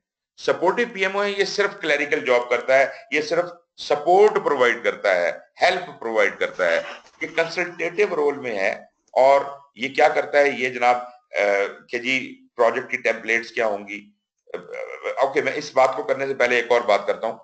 अगर इसको कोई ताकत ना दी जाए, पीएमओ को कोई ताकत ना दी जाए, तो होगा क्या कि इसने सबकी रिपोर्टें संभल करनी है। प्रोजेक्ट जब डिफरेंट प्रोजेक्ट से ये रिपोर्ट लेगा, कोई इसको किसी फॉर्मेट में रिपोर्ट देगा, कोई किसी शक्ल में रिपोर्ट देगा, कोई टेबुलर देगा, कोई रिटन देगा। अब होगा क्या कि उसकी वजह से पीएमओ का काम बहुत बढ़ जाएगा कि सारी रिपोर्टों को ट्रांसलेट करके और एक समरी क्रिएट करना। पहला काम तो ये है कि पीएमओ चीफ एग्जीक्यूटिव से जो भी उसका बॉस है उसके पास जाए और उसे कहे कि सर खुदा का वास्ता है मुझे कोई एक फॉर्मेट बता दें जिसमें ये रिपोर्ट दिया करें। तो उसको उसका बॉस यही कहेगा ना कि तुम फॉर्मेट डेवलप कर लो, मैं उसको अप्रूव कर देता हूं और ये मैं ऑर्डर कर देता हूं सबको कि आइंदा से जो रिपोर्ट आए वो इस फॉर्मेट में आए। तो ये जब एक स्टैंडर्डाइज फॉर्मेट इसके बाद आएगा तो इसका काम कितना आसान हो जाएगा उस समराइज करने का। तो अगर ये ऐसा कर सकता है, अगर ये अपना काम आसान करने के लिए एक फॉर्मेट बनवा सकता है, तो व्हाई नॉट पूरी प्रोजेक्ट मैनेजमेंट जो हो रही है इस इदारे में उसके बारे में स्टैंडर्ड टेम्पलेट्स ही डेवलप कर ले। हर काम जो प्रोजेक्ट मैनेजर्स ने करने हैं उनकी बेस्ट प्रैक्टिसेस को कंपाइल कर ले, टेम्पलेट्स बना ले, ट्रेनिंग की रिक्वायरमेंट्स निकाल ले, असेस करे इंफॉर्मेशन को, लेसन्स लर्न का रिकॉर्ड रखे और जो भी पुराने प्रोजेक्ट का उसकी रिपोजिटरी ये मेंटेन करे। तो इस तरीके के साथ ऑल्दो इसके पास ताकत तो नहीं, लेकिन सपोर्ट बहुत सारी ये प्रोवाइड करेगा, ना सिर्फ अपने बॉस को, अपने ऊपर वाले को, बल्कि अपने नीचे वाले जो प्रोजेक्ट्स हैं उनकी भी मदद के लिए ये बहुत सारा सपोर्ट मटेरियल प्रोवाइड करेगा। लेकिन इसके पास ताकत नहीं है। सपोर्टिव पीएमओ सिर्फ सर्व करता है, सिर्फ चीजें बना के हेल्प प्रोवाइड करता है, लेकिन इसके पास खुद से कोई ताकत नहीं। On the other hand controlling PMO क्या करेगा, वो ये जो चीजें बनाई हैं इन चीजों को कंप्लाई भी करवाएगा। वो कहेगा ये ऊपर से ऑर्डर आ गए हैं, ये जो चीजें मैंने बनाई हैं, ये टेम्पलेट, ये बेस्ट प्रैक्टिसेस, ये आप सबके लिए फॉलो करना सीईओ ने हुक्म दिया है कि लाजमी करार दे दिया गया है। सो इनसे कंप्लाई करना आपका फर्ज बनता है, और मैं आपसे इसकी कंप्लायंस कराने की ताकत भी रखता हूं, मुझे दे दी गई है, मुझे ये डेलीगेट कर दी गई है अथॉरिटी कि मैं आपसे कंप्लाई करवाऊं। तो कंप्लायंस में involve adopting project management framework, methodologies, using specific templates, forms, tools वगैरह वगैरह, या कोई गवर्नेंस मैकेनिज्म है तो उसको कंफर्म करने को कहा जाए। तो एक डिग्री ऑफ कंट्रोल जो यहाँ पर है पीएमओ के पास जरा बेहतर आ गई, उसको कुछ डेलीगेट कर दिया ना, कुछ ताकतें दे दी, तो उसके बाद जरा बेहतर सिचुएशन आ गई, अब पीएमओ इन कंट्रोल है। इसके बाद तीसरी कैटेगरी आ जाती है डायरेक्टिव पीएमओ की, और ये जो डायरेक्टिव पीएमओ है ये ओवरऑल कंट्रोल प्रोजेक्ट्स का ले लेता है। वो कहता है बाकी सब लोग पीछे हट जाओ, मैं बताऊंगा प्रोजेक्ट कैसे करना है। इसका मतलब है इधर आपने फुली डेलीगेट कर दिया, ये फुल कंट्रोल वाली बात है। और ये मैंने जिसके बारे में इंडिकेट पहले भी किया था कि ये जरा डिफिकल्ट सिचुएशन है, ये कॉम्प्लेक्स सिचुएशन है, ऐसा होना नहीं चाहिए, पीएमओ को इतना ताकतवर नहीं बनाना चाहिए। लेकिन इवन अगर वो सपोर्ट फंक्शन में भी काम कर रहा है तो पीएमओ के बहुत से रोल्स आ जाते हैं। मिसाल के तौर पे यहाँ पे आप देखिए कि जो शेयर्ड रिसोर्सेज हैं, managing shared resources across all projects administered by PMO. PMO जो जो चीजें जितने भी अपनी डोमेन के अंदर जो जो चीजें सबके इस्तेमाल की हैं उनको सबके साथ डिस्ट्रीब्यूट करे एज रिक्वायर्ड। फिर वो बेस्ट प्रैक्टिसेस को फॉर्मुलेट करे, स्टैंडर्ड्स बनाए, मेथोडोलॉजीज बनाए, और मजे की बात है कि वो कोचिंग, मेंटरिंग और ट्रेनिंग और ओवरसाइट की भी जिम्मेदारी ले। अब जब ये वाले काम हम कराएंगे तो हमें अब यहाँ पे सीनियर लेवल के मैनेजर चाहिए होंगे। प्रोजेक्ट मैनेजर कोई मतलब नेचुरली हम काउंसलिंग प्रोवाइड कर रहे हैं, कोचिंग कर रहे हैं, मेंटरिंग कर रहे हैं, तो यहाँ पर हमें ऐसे लोग चाहिए जो तजर्बाकार प्रोजेक्ट मैनेजर्स हों, पुराने रिटायर्ड प्रोजेक्ट मैनेजर्स हों। तो हमें यहाँ एक्सपीरियंस वाले लोग भी चाहिए। अब ये क्लरिकल ऑफिस नहीं रहा। फिर मॉनिटरिंग कंप्लायंस, वही जो बात हमने अभी की कि जो रूल्स हमने बना दिए हैं उनकी कंप्लायंस भी करवाई जा सकती है। Develop and manage project policies procedure, और वो सारी चीजें हमने डेवलप भी करनी है, सारी डॉक्यूमेंटेशन। और ऑन टॉप ऑफ एवरीथिंग इसने सारे प्रोजेक्ट के दरमियान इंटर कम्युनिकेशन एस्टेब्लिश करनी है, कोऑर्डिनेट करना है कि प्रोजेक्ट एक दूसरे से बात कैसे किया करेंगे। राइट जी, मेरा ख्याल है कि यहां तक टाइम भी हमारा पूरा हो गया है, और आज तो खैर मैं ही बोलता रहा हूं, आपने तो बिल्कुल भी पार्टिसिपेट नहीं किया। तो कोई क्वेश्चन हो तो बताइए। सर अभी तो ठीक है, जरा सीधा सीधा तेज से जा रहे थे, अब सवाल कल करेंगे हम सर। कल करेंगे, कल लेके आइएगा बहुत से सवाल। ओके जी, everything is all right, we should close this session. Thank you very much for joining, और कल इंशाल्लाह फिर इसी टाइम के ऊपर हम मिलेंगे। थैंक यू वेरी मच जी। Thank you thank you sir, thank you.